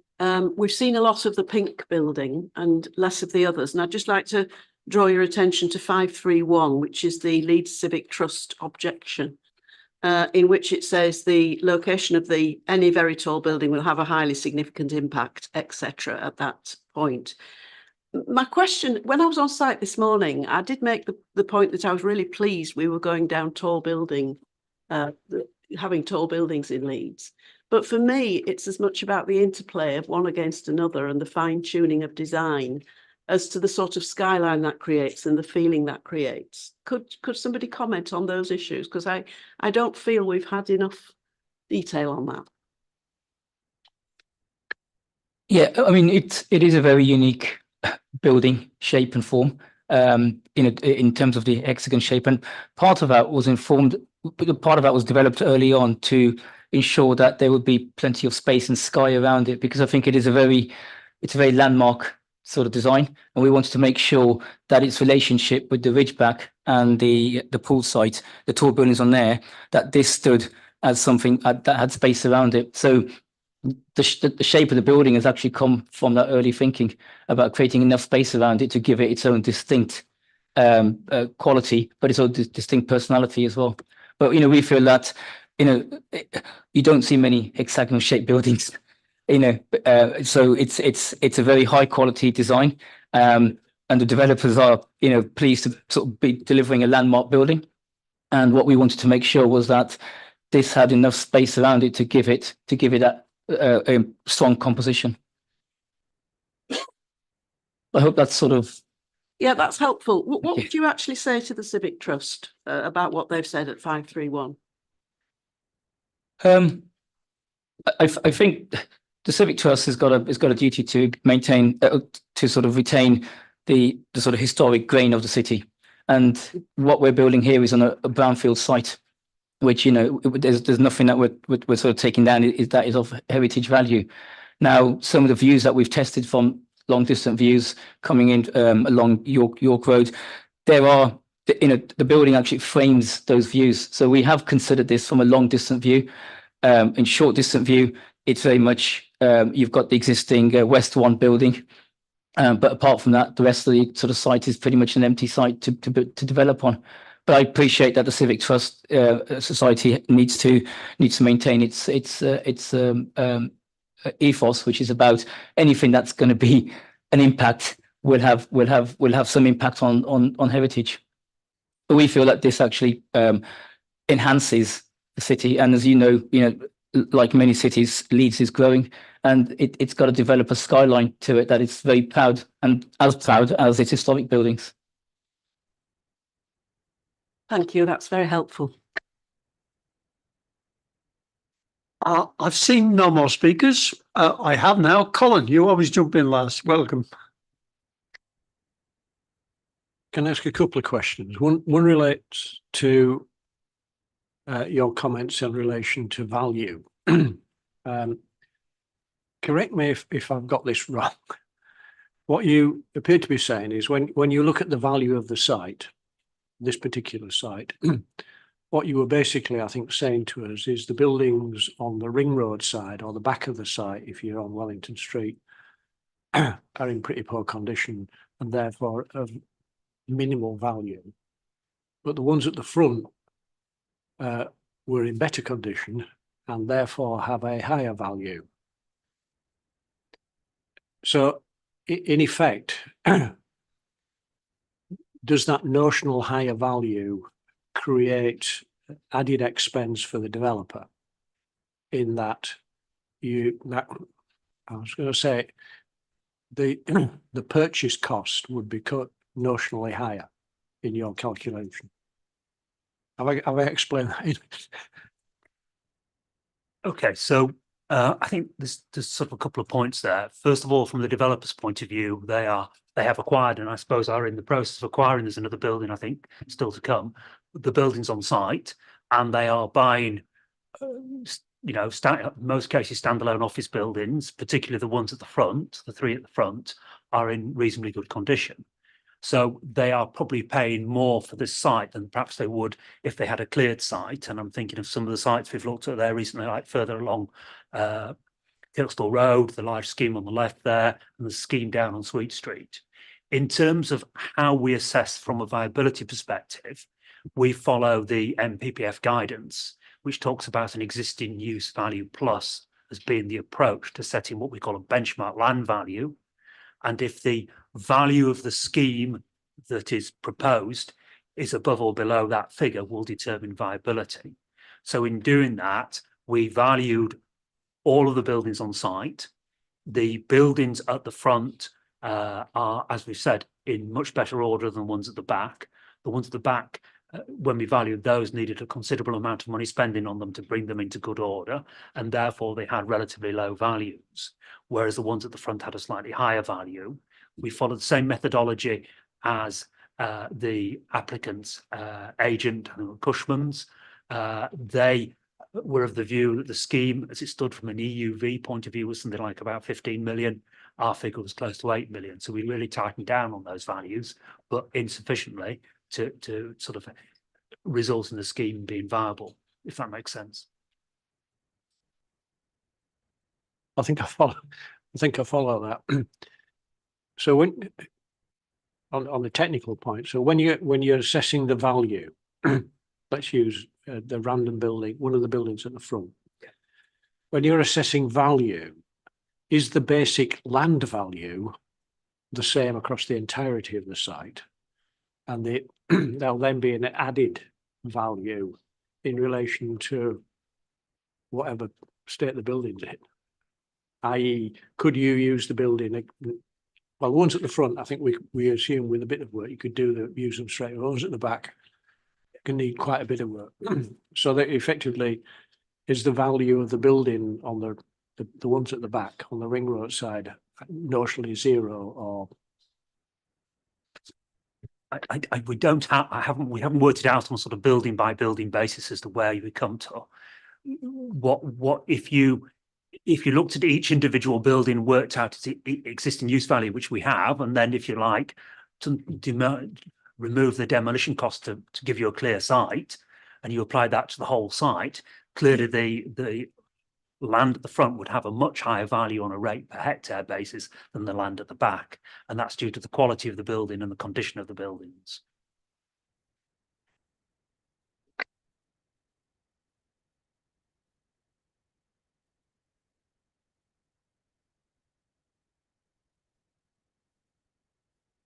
You won't be able to say that much longer. Where are we? Where are we? 959, I think you've answered that question. If you look at paragraph 9510, which appears to say something slightly different from what you said. It says, all units slightly surpass these requirements in most instances. Can you explain the most instances for me?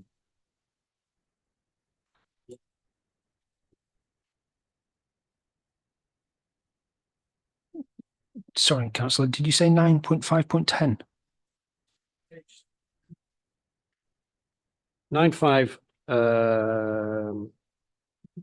10, page 78. Paragraph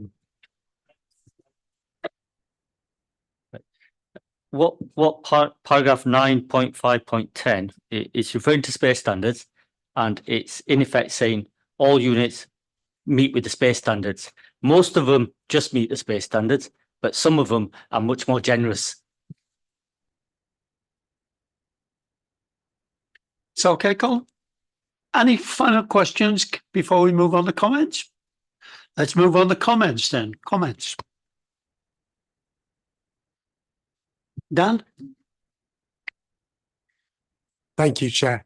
I must cover, obviously we've raised some issues and some concerns, but I'd say overall, I do like this as a development. I think it's an iconic development. I like the wing nut building survives. And I think it's eye-catching. I think it's interesting. We said we don't see many hexagonal buildings. There might be a reason for that. We'll find out. But we're not these. Colin said it might be that four corners is easier. But I think it stands out in a good way. And I'm pleased to see it. And when the time is right, I'd be delighted to move, Chair.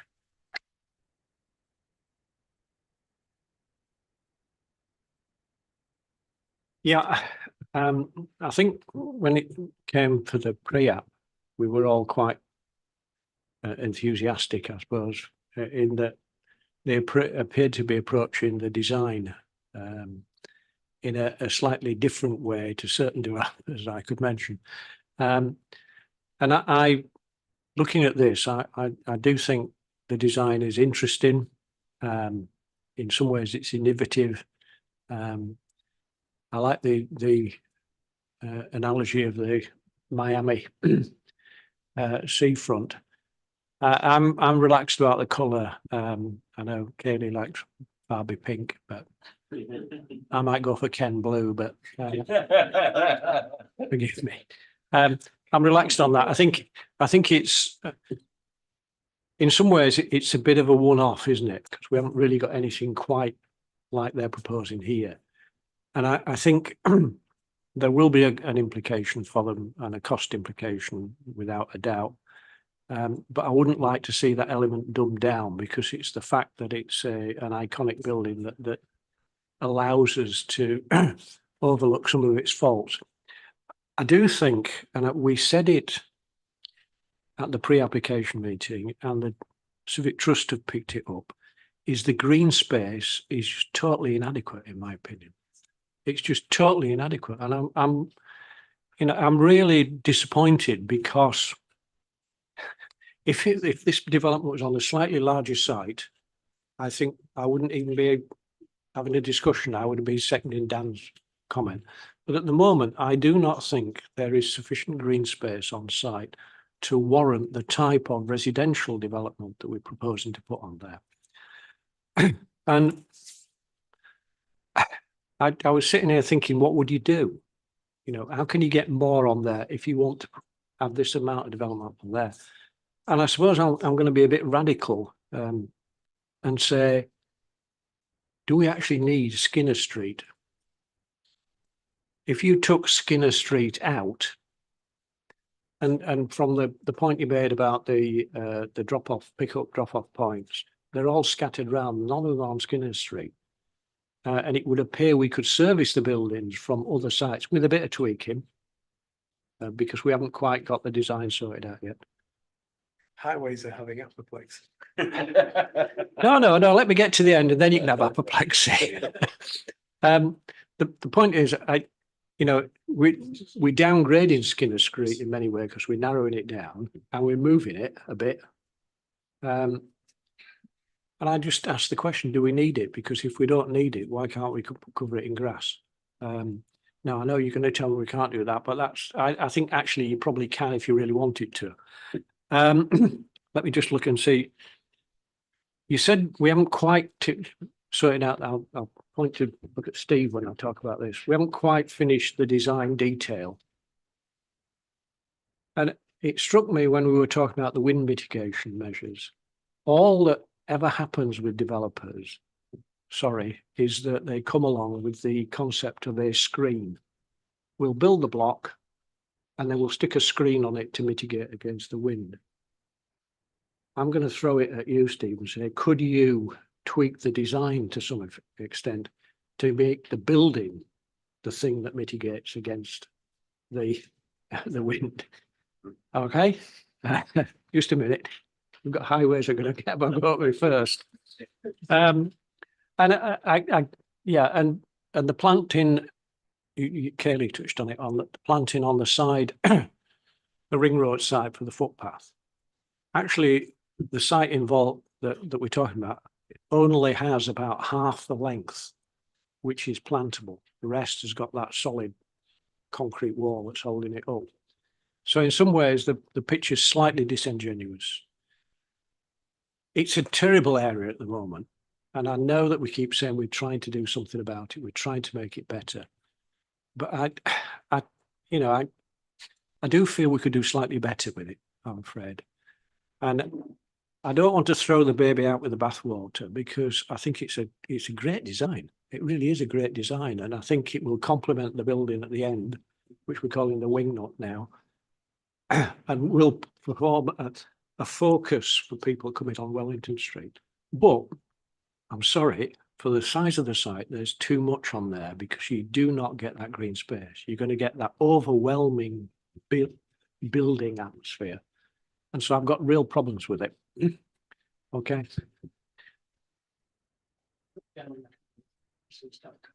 Okay, I think you've opened the debate there.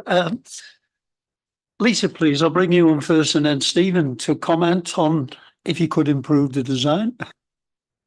That's a small task. Thank you.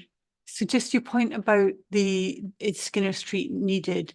Now, yes, it is for servicing and access to this site, but also to the adjacent Ridgeback site.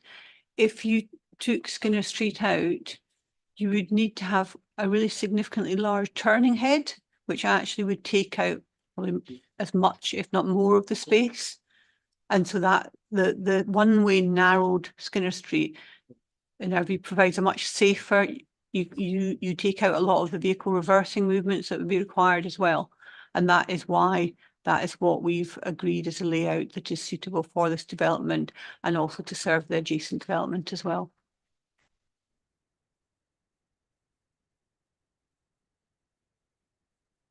Thank you, Chair.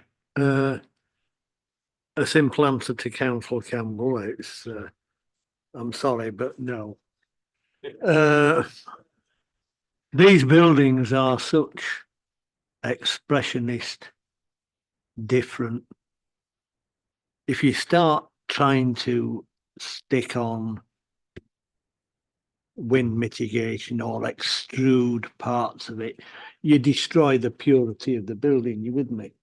The wind mitigation, well, as you've seen earlier, the screens, in reality, you saw with an earlier scheme, they'll be around the ground floor and what have you.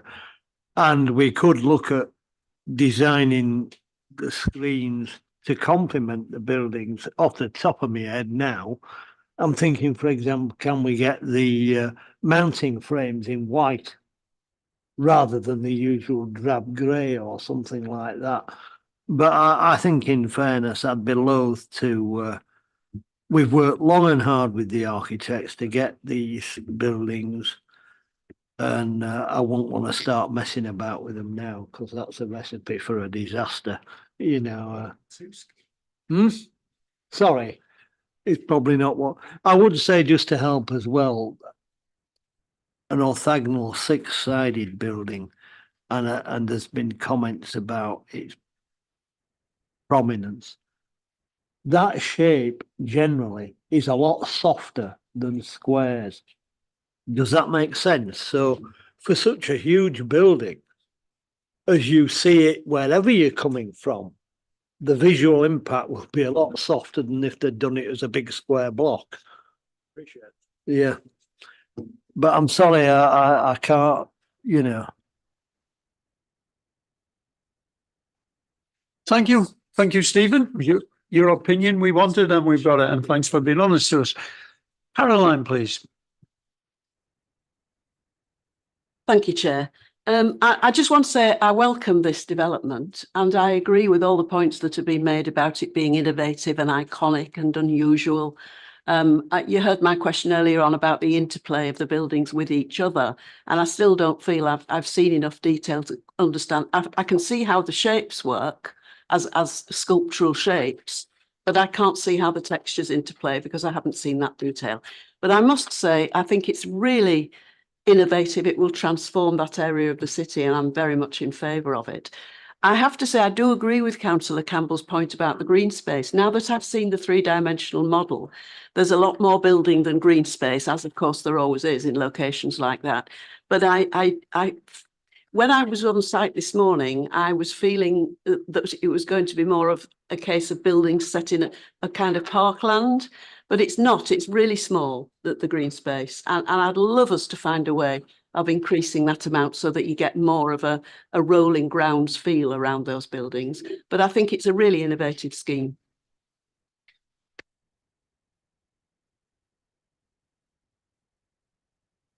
I'll bring Dalgid in on that point. Please, Dalgid. Yes, I know it's a comments part of the meeting, but I think since Councillor Campbell has raised this issue and Councillor Gruen has also got comments on it. Although we can't achieve the amount of green space that our policy calculation formula generates because of the density of development on site, and we'd end up, you know, having to provide half the site area as green space. That central area, and it includes the access road, but the access road will very much be treated as a civic space with pedestrian priority. Altogether, that is similar in size to Sovereign Square around. So it's 38 meters north to south, 35 meters roughly east to west. So it's not as if it's a non, you know, it's a usable, valuable space in officers' view. And then when you take that into account, the other spaces off that central space and how that ties into the adjacent developments, so you get this green network, a more pedestrian friendly network. In terms of placemaking, we think that's really positive. Now, you members may still feel, well, that's not enough, but then it'd be a very different scheme. You know, the only way you can create more green space is to remove buildings. And we're trying to do a lot with these spaces. We're trying to accommodate services and access, pedestrian routes, cycle routes, gaps between suitable gaps, you know, in terms of the wind mitigation. Just briefly, my understanding is the architects have very much tried to mitigate the wind impact through building design. The actual number of baffles for a site of this size and scheme of this size are very small. I think Tim was telling me there's something like 6 baffles off the buildings. So it is very much through the building design and orientation. So I just wanted to qualify the work that's gone in behind that. But clearly it's for members to take a view. And I think Tim has now brought that slide up, which gives an idea of the existing spaces that members will be aware of and superimposed over that central area between the 3 buildings on this site. Thank you, Chair. Thank you. Can I bring in Katie, please, at this stage? Thank you. I think a lot of the comments that I've got down are kind of repeating really what a lot of people have said. I also think it's a really positive design. I think the shapes are really exciting. The colour it is really important, and I think that needs to be emphasised really in terms of summing up what a lot of us have said, that we really like those innovative colours and we want them to stay. I want to just come back to the cycleway, which again, plenty of people have made comments on, that we need to just look really carefully at that. It needs to be an attractive space. And I think quite a few people have said things about us not being entirely sure how the planting is going to work along there. But it needs to be something that we get right in terms of additional opportunities for planting, which is really important, but also in terms of the safety of that as a walkway and a cycleway. And it needs to be something attractive to people, because part of the way of making it safe is having it well used. So getting lighting right as well, I think, is really important. The viability, I understand that, but it disappoints me. And the idea of having a later stage 106 review, I think, is really important, because if over time that changes, the more we can make of that, the better. And then, yeah, green space. I'm a bit stuck on that. It will be great to see a lot more green space. I've heard the arguments as to why that's not possible. Maybe the amount of trees that are going to be planted will help in that. I guess, looking at making the most of the space that's there, for me, is probably the most important aspect. Thank you. Thank you, Katie. Asgard, please. Thanks, Chair. Just following from the comments from my colleagues, I am comfortable with the height of the building in the area, and the design. Yes, it's remarkable, and it's going to be memorable as well for visitors to the city, because it's on the main artery of our city on the ring road, and for the citizens of Leeds as well. I know there's lots of ideas has been shared on this site previously, but nothing's been developed, and it'll be really nice if this building or development takes place. And also, I would love to see more affordable housing, because it's a large site with the residents, and there's only 16 affordable housing. It's poor, so I think we should have more affordable housing for different communities to mix as well at the same time. Thank you, Chair. Thank you, Councillor Khan. Dan, please. Yeah, I just wanted to kind of reiterate that. I think with development's easy for me to say, like this, there's that balance, isn't there? This is, as Councillor Khan said, this is a unique development. It's a good development for the city. And while it would be great to have that additional green space, if it were in our gift to magic up space, we can't. And I would urge colleagues that actually, on balance, the merit of the development and to have something that is deliverable is worth the trade-off in this instance. This is a good development, and as Councillor Khan said, this is something that will enrich that part of the city. It ties in other spaces, it links, it's eye-catching in a good way, and I really hope we can support it. Q. Councillor Gruen, yes, please.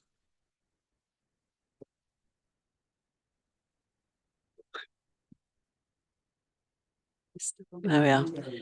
Just to say, I do agree with the points that you've made, but you wouldn't not raise a green space issue, would you, if there was one? I mean, it does need bringing out, and I think we need to work with developers to encourage them to think much harder about green space than some of them now do. So I agree, it's a question of balance. And I'll just pick up the green space. We're consistently told the quality of the development means we don't need the green space. Actually, I think we do, because the amount of green space in the city centre is pitifully small, in my opinion.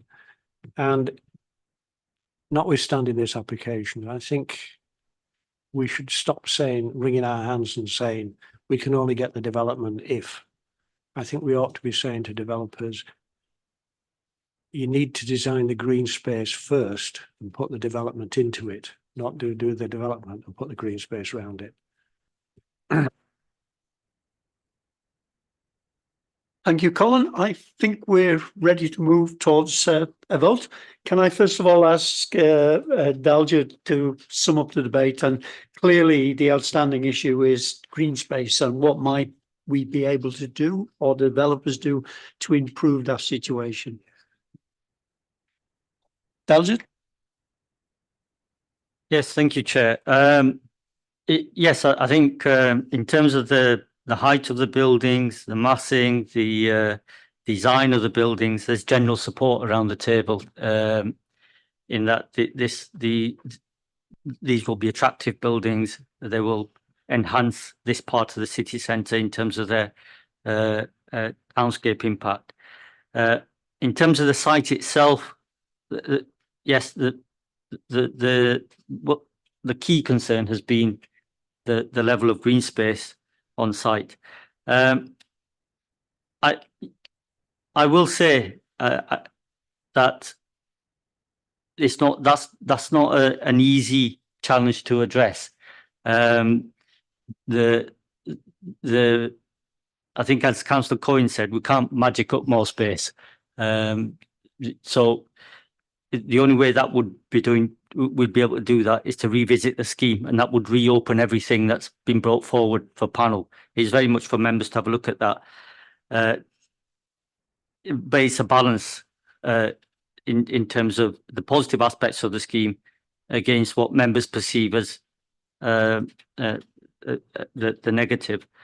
There've been some questions around the viability as well, but hopefully officers and the district value have been able to address those. And then there's some commentary about making sure we get the details right in terms of the landscaping, cycleways, footways, planting, and the wind mitigation measures, and those matters are controlled through conditions. Hopefully that's a fair summary, Chair. Thank you. I think so. Yes, I think so. The applicants have listened very carefully to the debate, and they know what the key issue is. It will come back to us on reserve matters. I mean, personally, if I was involved in that, I'm not going to be, I'd be looking at the quality of the landscaping, and I'd insist on the very best that we can do. And so I'm sure members will be looking at that very carefully. It's been moved by Councillor Cohn, Dan Cohn. Do I have a seconder? Councillor Khan. Okay then. All those in favour of the recommendation, please show. Those against? Are you abstaining, Colin? I do understand why, but yeah. So that's clearly carried. Can I just a few thanks to Simon for coming along and explaining so ably to us the issues here, and I think it was accepted generally by the committee, which is a great tribute to you. And thank you for the developers coming forward and answering the questions, particularly our architect. I found your answers very enlightening and very relevant, so thank you all for that. And can I wish you good afternoon?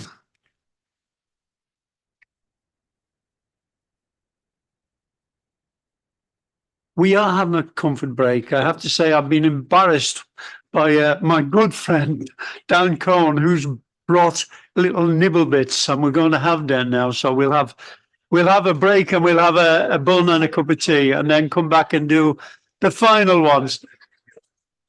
And there's nobody more embarrassed about this than I am.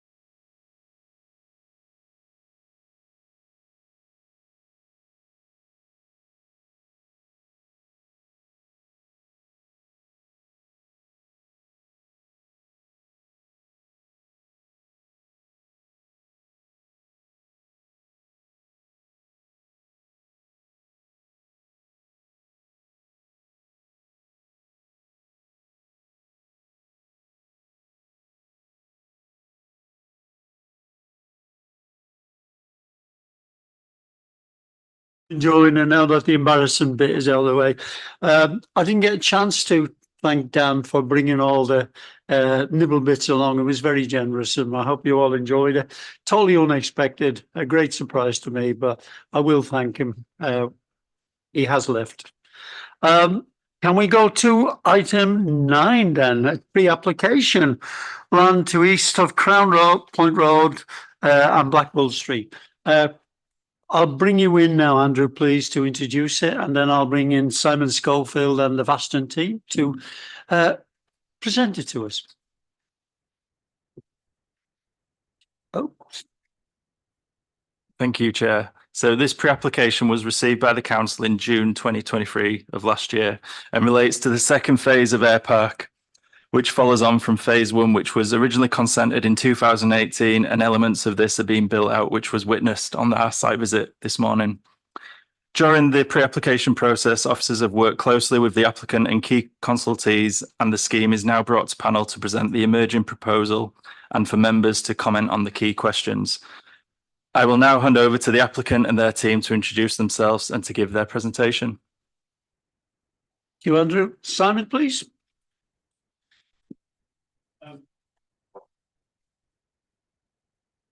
Sorry, thank you, Chair. My colleague Louise Robinson is actually going to present the presentation for us. Thank you. Thanks, Simon.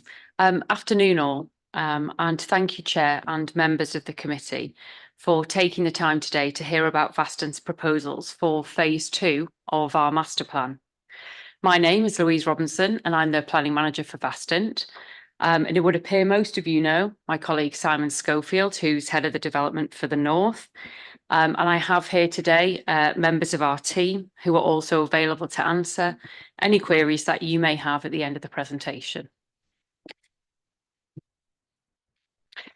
So just a little bit of background for you all. Vaston acquired the wider site in 2015, and it was decided that the development would be brought forward in 2 phases to allow for the completion of negotiations of land ownership and the upgrade of Crown Point Road. We acquired planning permission for the first phase of our development, as demarcated on this slide by the red boundary, in 2018.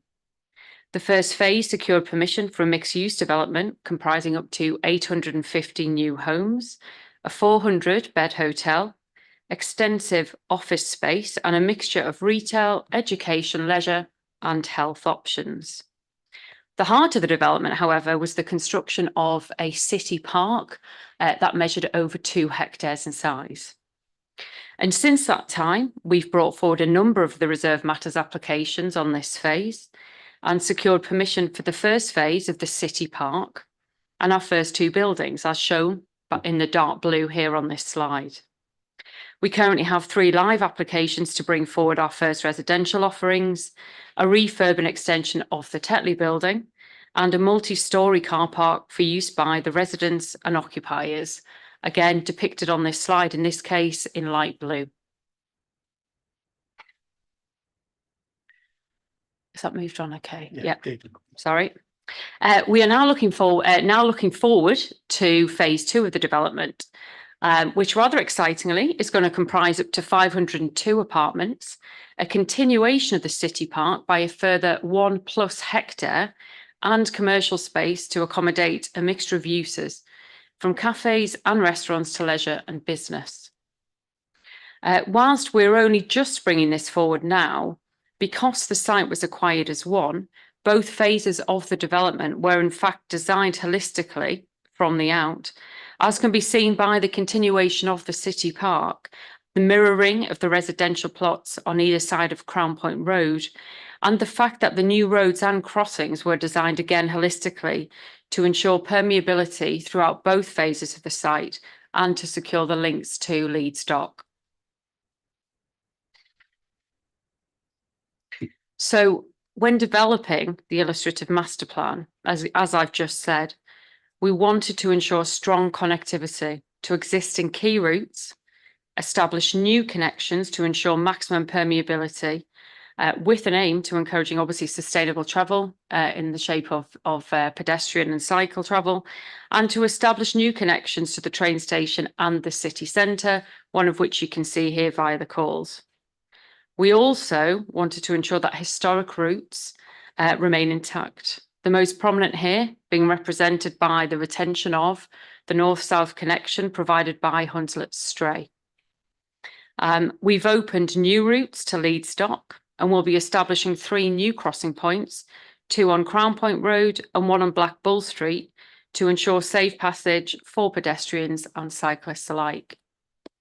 We appreciate the need to ensure that the Phase 2 proposals are as accessible as possible, and we have reviewed the indicative routes presented in the Aire Valley Action Plan as referenced in your officer's report. And we do believe that we fully achieve these aspirations. The action plan aspires to see 2 east-west routes across Phase 2 of our development, and our plans do respect and match the conclusion points of these 2 routes.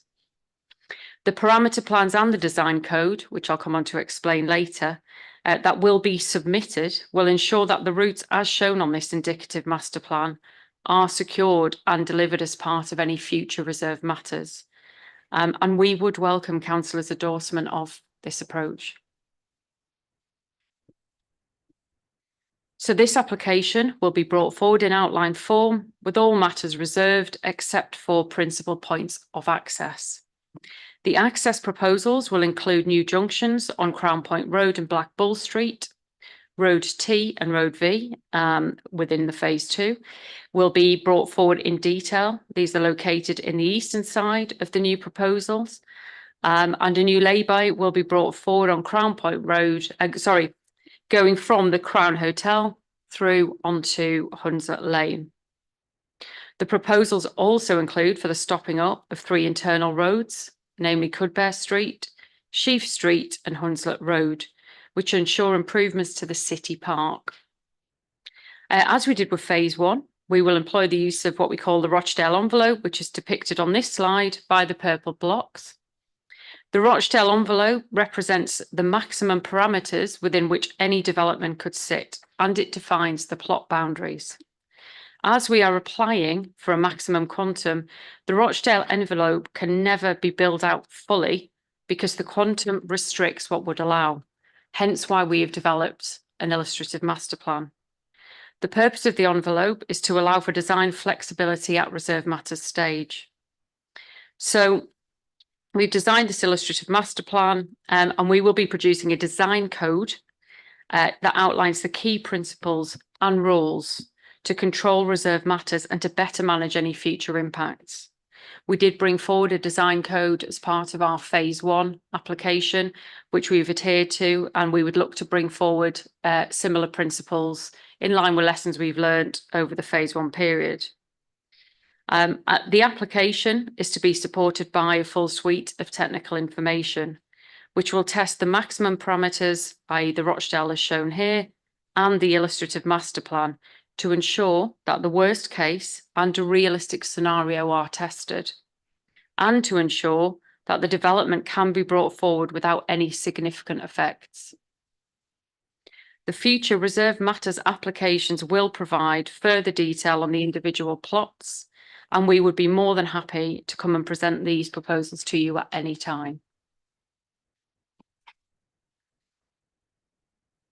So as discussed previously, this is an outline application. So what you see here on screen is an indicative master plan. There are 2 main build zones within Phase 2, one to the west of the new portion of the city park, which consists of the Crown Hotel, which has already been brought forward and approved in a separate application, and the proposed tower or tallest building R5. To the east of the park, we will bring forward a residential quarter consisting of 3 plots, 4 buildings, and an MSCP that serves the residents of Air Park. Obviously, the main focus of this is the 1 hectare, just over in fact, of the city centre park.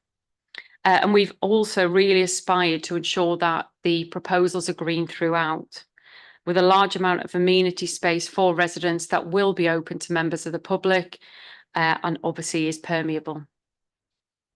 The designs at this moment in time are illustrative, but it's anticipated that the park and green areas would see circa 300 new trees planted in addition to the shrub planting itself. So this slide shows the heights of the various buildings and how we have designed the changes in the heights to be sympathetic to our neighbours and to complement phase one. One of the biggest considerations here is Chadwick Lodge, a grade 2-star listed building. We have consulted with Historic England and we have undertaken a site walk around with Historic England. They've expressed their support for the stepping down towards the lodge so that the lodge in fact feels part of the development. And they have also expressed that they have no concerns regarding the potential impacts on the Minster.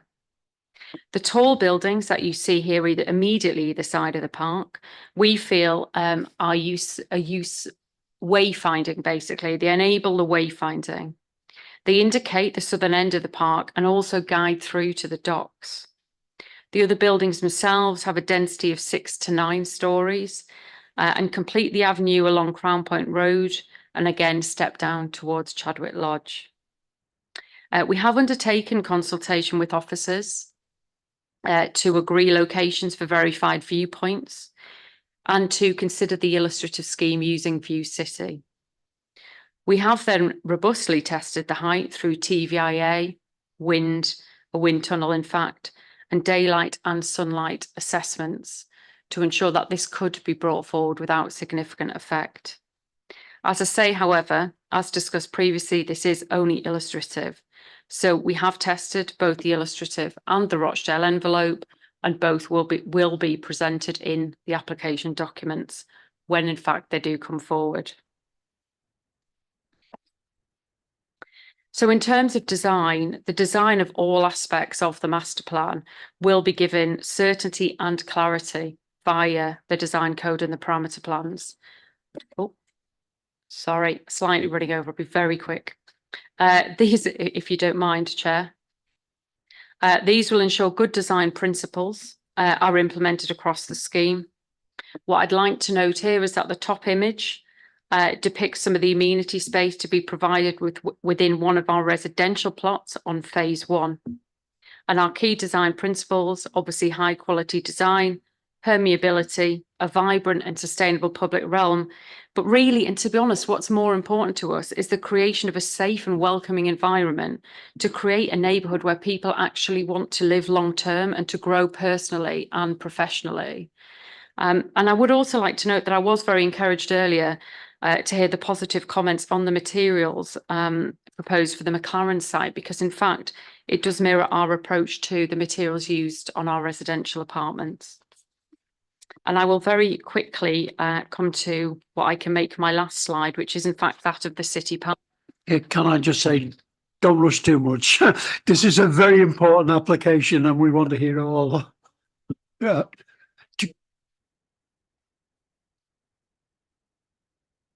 Apologies. Thank you very much, Chair. Thanks for that. Okay, well, let me come on to the city park. Obviously for us, and I hope yourselves, this is the most exciting and one of the most exciting aspects of this development. So this phase will see just over 1 hectare of city park brought forward, which actually brings the total of all of the city park to over 2.5 hectares actually. And we're pleased obviously to say that this is well in excess of standards. I think it's worth noting, as I said previously, this was designed both phases holistically, and this is an extension of the park in phase one. Therefore, there are different types of uses proposed within the park on either side of Crown Point Road. So phase one, as we see it, provides a more structured use for play in the form of a play area.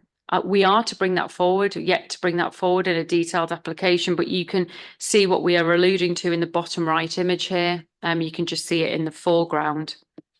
It will have a water feature, and equally it will have some exercise equipment close by for use by all. Phase two, we see as providing a space for, let's say, less structured play in the form of larger spaces, predominantly in the larger top image here on the left of the bottom left of that image.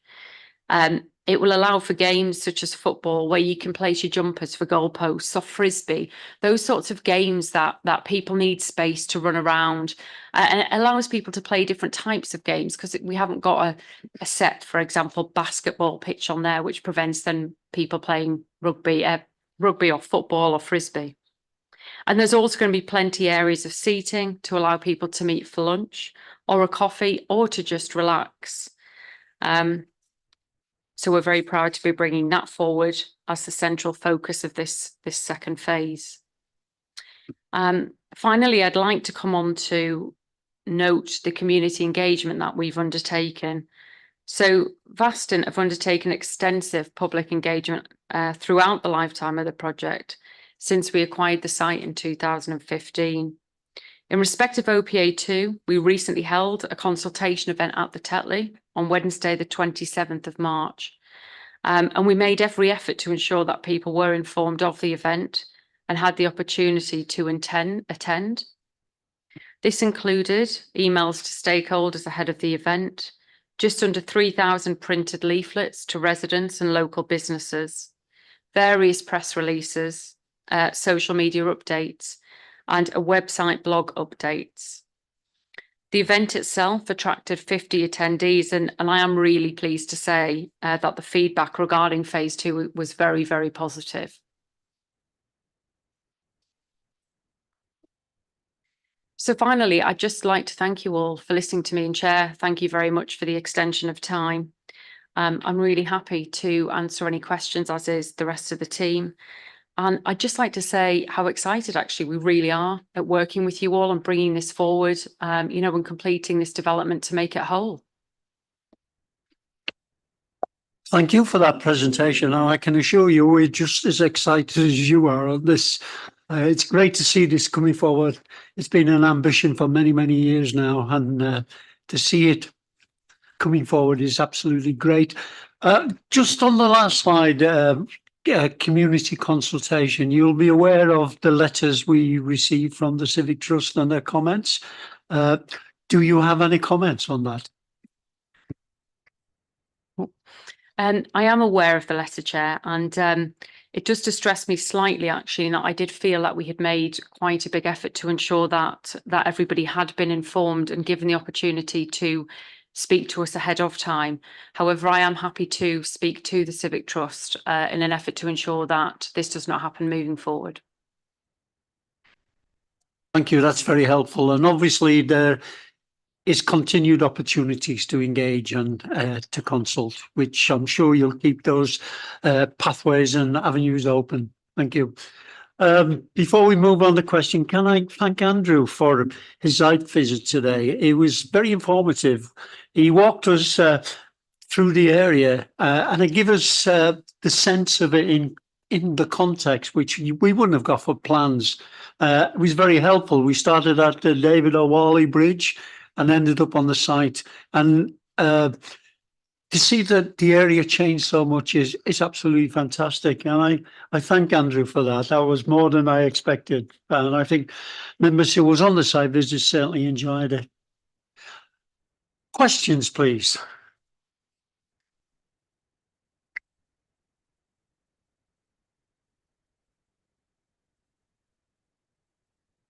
Thank you. So I've got a number of questions. The first one is, can we look again at slide 110, please?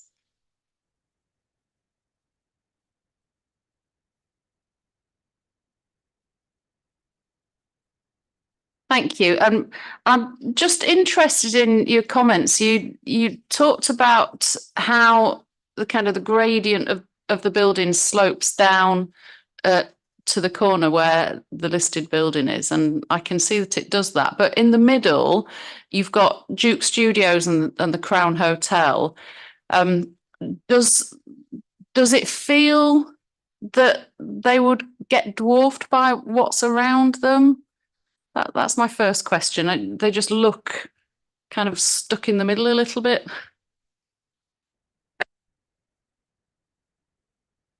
Thank you.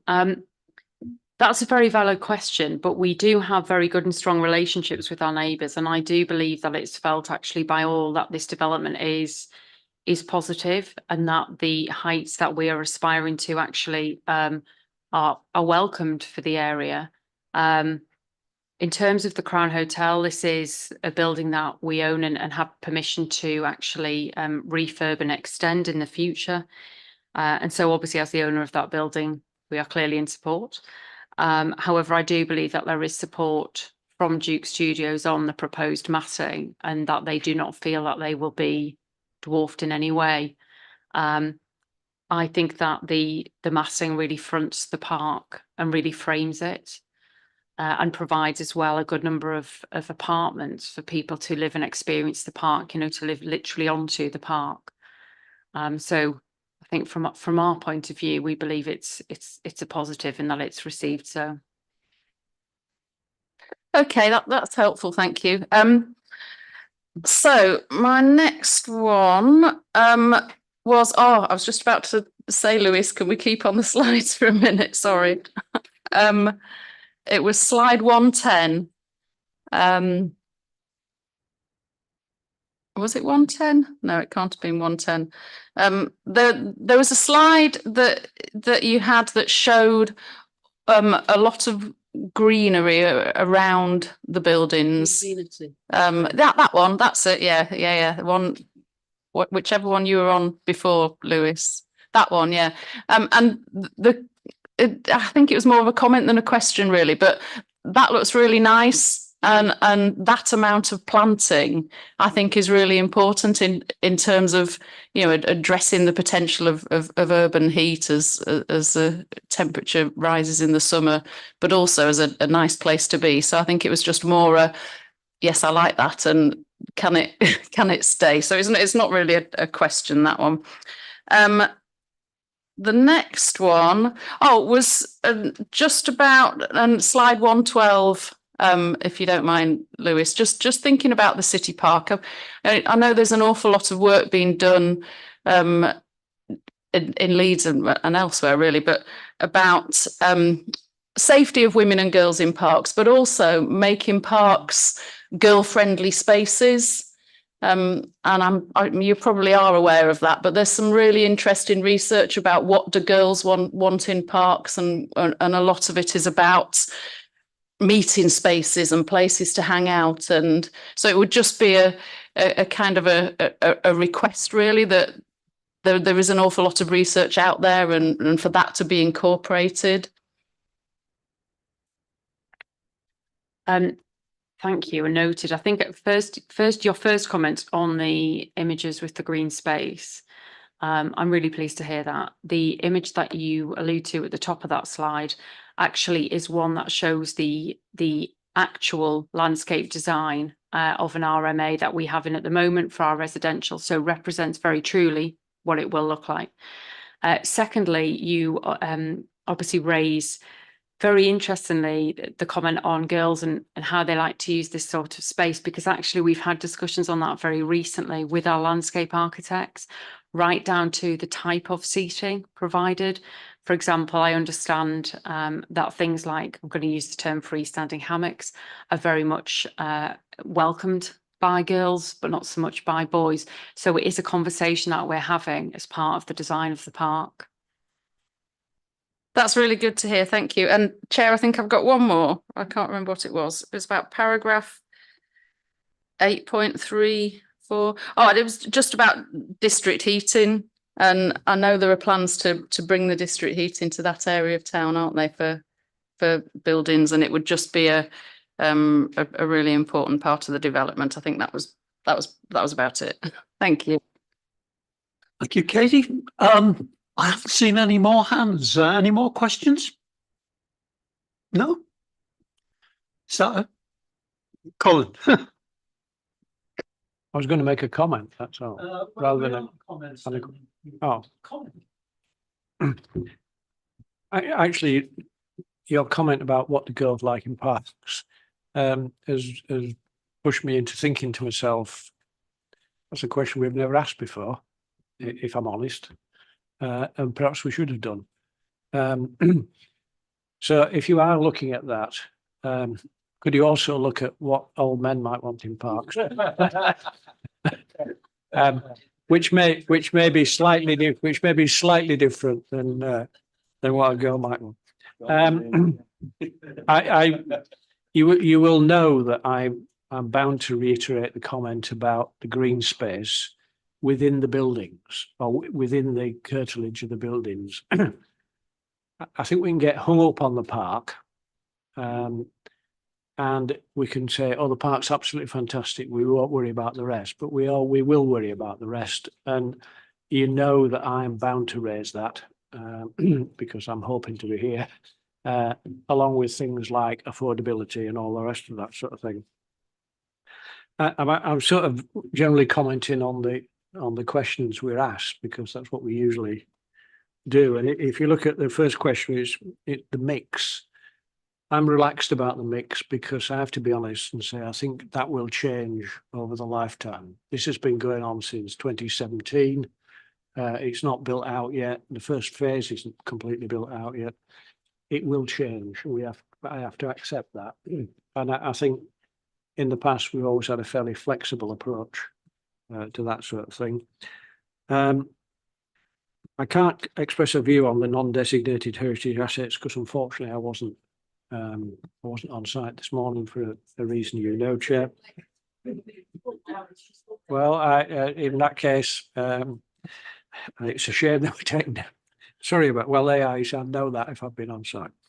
I am slightly concerned about some of the issues in relation to massing, and in particular, what appear to be very large buildings next to the park. And I know that's a prime spot, and I know that's where you want to do it, but I think using the phrase "frame the park" is probably not the right one.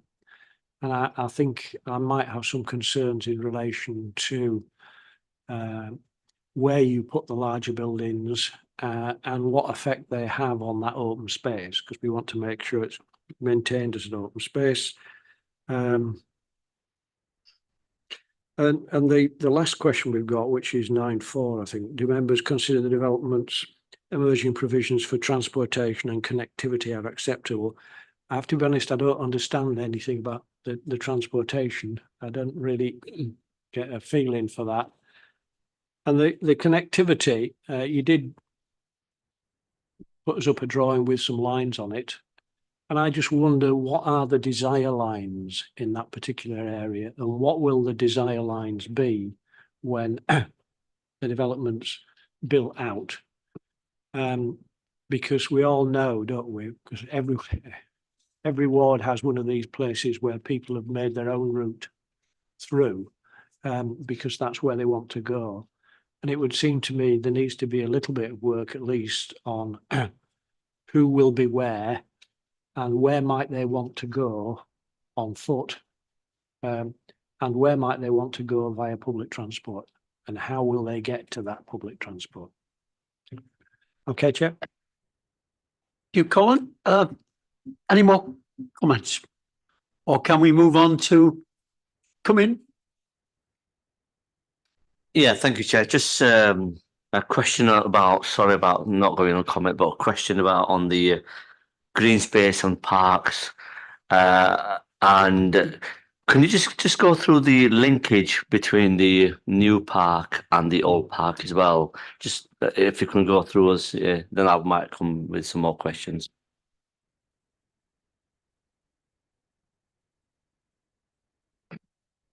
I mean, from the site visit this morning, there is a road goes in between the park. Normally that doesn't happen. And the safety of the people using the park, how we're going to be measuring and putting safety for the residents as well for using those parks. Thank you. Well, you are right in noting, obviously, that there is a road that bisects it. That's Crown Point Road, which both the council and ourselves are very pleased to say have been reduced from 2 lanes to 1 lane, which makes it much more pedestrian friendly. We will be including 2 additional crossings across that road.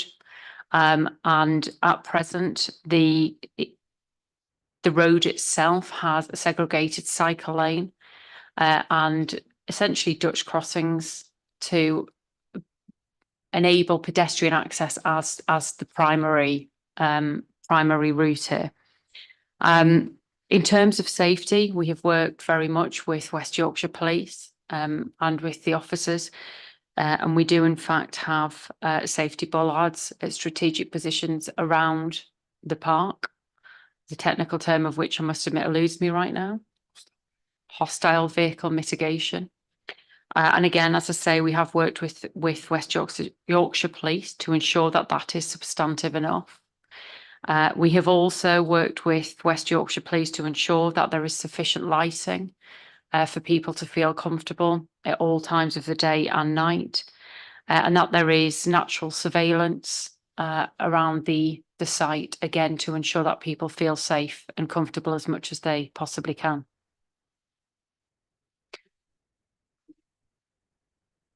There are comments and you lapsed into questions, but if you want to frame it as that, do please.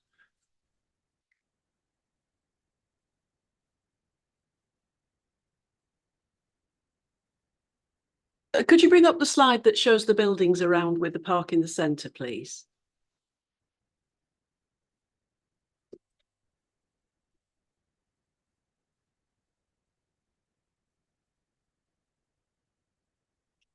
Yeah. Am I right in thinking that at this early stage, you haven't yet begun to think about the exact design of those buildings? Correct. Okay. So assuming they stay in the positions that you've arranged them in now, and I take on board Councillor Campbell's comment, assuming they do stay like that, the thing that struck me is that will provide a lot of people with a lovely park view. And I would request that if that is the case, they have balconies. And not everybody does balconies, but I think in this instance, it's crying out for balconies. Yes, that's a very good point. And actually that is absolutely our intention. And we've brought balconies forward in our designs in our residential RMA for phase 1 already. Good. I'm pleased to hear that. Good sized ones that people can actually fit on. Actually, yes, that larger than normal, I believe. Good. I just wanted to comment on the demolition of heritage buildings, and I know that's a question, but I think we're just going to indicate whether we approve or not at that stage. I have really mixed feelings about that. In the one sense, you think to yourself, well, why are we knocking down heritage buildings when they're there for the history of Leeds? And why are they designated heritage at all if they're not of any worth? But on the other hand, if we never demolished anything, what would we be left with at the end of the day? And would it be possible to replan our city centre areas? So for me, that's it's a matter of looking at the particular buildings and making an evaluation of that. However, colleagues, it's a little late because they were being demolished as we stood there this morning. I was just trying to establish that you meant the stables, but you're quite right. It was being demolished as we walked past. Kaylee? I will bring you back, Alistair.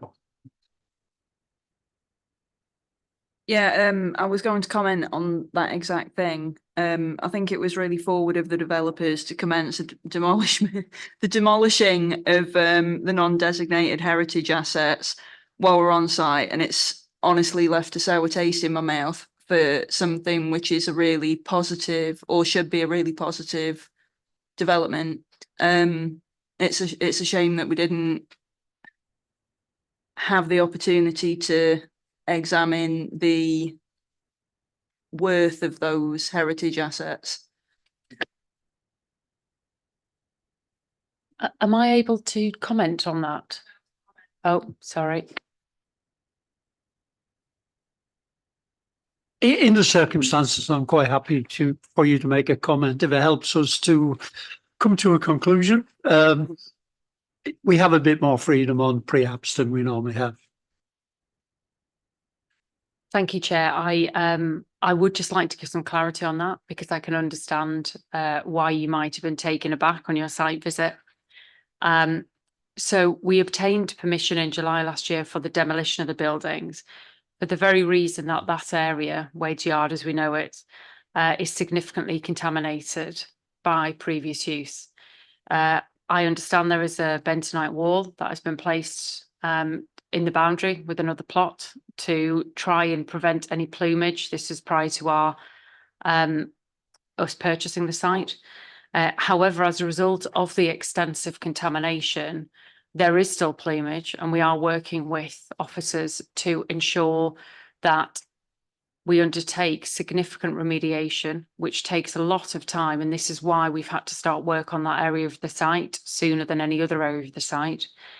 And equally, as a result of the contamination, we are currently unable to progress any further the Crown Hotel, for which we've had permission for now for a few years and did legally start work on, but as I say, can progress no further. And we cannot do that until we've resolved and remediated the Wage Yard site. And that is the reason behind the start of the demolition. Thank you for that answer. That was very useful. Oscar, please. Thank you, Chair. And I will comment, and I'll bring a question in the comment as well, Ashley. I do welcome the park, and it's been an ambition for Leeds City Council for over 30 years to have a park in the city centre. And it will be welcome and well used by local residents within the city centre and the surrounding area. I remember as a young lad, who lived not far from there, the old site, we never used to venture in that site. And this morning when we were having when Andrew took us, around the site and through the site, I felt really excited actually. As a young lad, you could not go, but now, this morning it was really different feeling altogether. My question is there going to be any lighting in the park during evening time or when it's bad lighting condition? Good question. So obviously this side of the park's yet to be designed in detail. However, yes, there will be. We very much want this to be a safe space for people to feel very happy and be part of a community where they want to live long term. In phase 1, we do have a lighting strategy for the park that has been agreed. And again, the lighting strategies are reviewed by West Yorkshire Police to ensure that they believe that it's as safe as it possibly can be. And so, yes, there will be. We also work with the ecologists to, again, ensure that there are areas of the park that still allows for birds and bats to exist without being too impacted by any lighting. So the type of lighting around those specific areas are designed to ensure as least impact as possible on the bats themselves, but still to ensure safety throughout.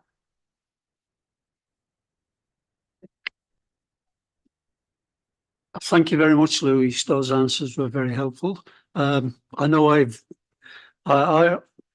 stretched the meeting a bit, but it's important that we get the answers we need to make a decision. And it's a huge application for the city. Can we move on to the questions that officers have posed for us on page 197? Starting at 191, do members have any comments on the proposed mixed-use residential, commercial and a multi-storey car park? No comments? Are we okay with that? Yep. Okay. Do members support the emergent scale and form of the development and also the demolition of 2 non-designated heritage asset buildings? After the explanation, is that yes, Colin? No, okay. Well, tell us why then. Just no. I'm sorry. Well, we shouldn't be answering that question. If you're telling me that they've knocked them down, then there's little point as having this discussion. I suppose the question one might ask, given the explanation, is why are we being asked this question? Well, the second part of the question. I think I've indicated, haven't I? I am not I am not sure in relation to the scale and form of the development, and I think I'd need to better understand the need for the density of development and why the units that they're talking about, some of the larger units, why they're where they are. I know Caroline says there is some people get a nice view of the park, but that's not necessarily what we want to achieve in that particular, to get a harmony in that particular area. So at the moment, my answer to that's no. Gonna bring, Is that the same for the rest of the panel? well, I thought you wanted to I'll come in. I can come in. Yeah, Thank bring you in first. Yeah. I was doing. Yeah, thank you, Chair. Yes, with hindsight and with what we saw on site this morning, you can ignore, members, the second part of that question. In terms of the first part, I think that's still a relevant question. Clearly, Louise has set out the approach to the application. It'll be an outline with a maximum parameters plan. Councillor Campbell has clearly said that I think, to paraphrase, you need more information to understand why that density and scale and form is coming forward. I would ask for the views of other members on the panel as well, so we can have a clear voice. Thank you. Okay. I fully intend to do that, Daljit. So if we were to change that question, it's a very good point raised by Councillor Campbell. If we were to change that question to members support the emergent scale and form of the development, full stop, and delete the rest, would that help? It certainly make more sense for me. Caroline. Chair. Sorry. Oh, yes. Yes, for the purpose of this meeting, I think that would help. It does prompt me to say that perhaps as a local authority, planning authority, we ought to develop a policy on the demolition of heritage buildings, or some kind of understanding and thinking through of that process. I'm quite open-minded on the layout. Having been abroad in parks that are surrounded by skyscrapers, there is some merit in some places in doing that, but I'm not against changing it.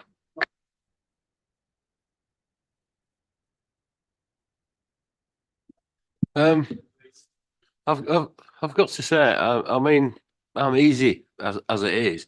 I can see the sense of having the tall buildings where you have in them, and like certain parks in certain places have that situation. But I mean, I probably want more information, but I've nothing in principle wrong with what they're suggesting. Yeah, if you're just asking us to comment on that question rephrased with just supporting the emerging scale and form of the development, given the discussion we've had, I would say, yes, I do. I also agree that when we look at it in more detail, I would be really, really interested in the form of the development and kind of, you know, relating to the previous application that we just discussed. What we really liked about it was the fact that it was interesting, it was exciting, it was not your usual run-of-the-mill development, and that will be good to see emerging from this. I'm sure Louise and the team have listened to our comments and how delighted we were with another application, and I'm sure they will take it in, have it in mind when they design something. I'm sure it'll be the same quality anyway. I hope it will be the same quality. So with your permission, then 9.2 would now read, do members support the emergent scale and form of the development? Yeah, it's a general yes. Are you still not happy with it, Colin? Yeah.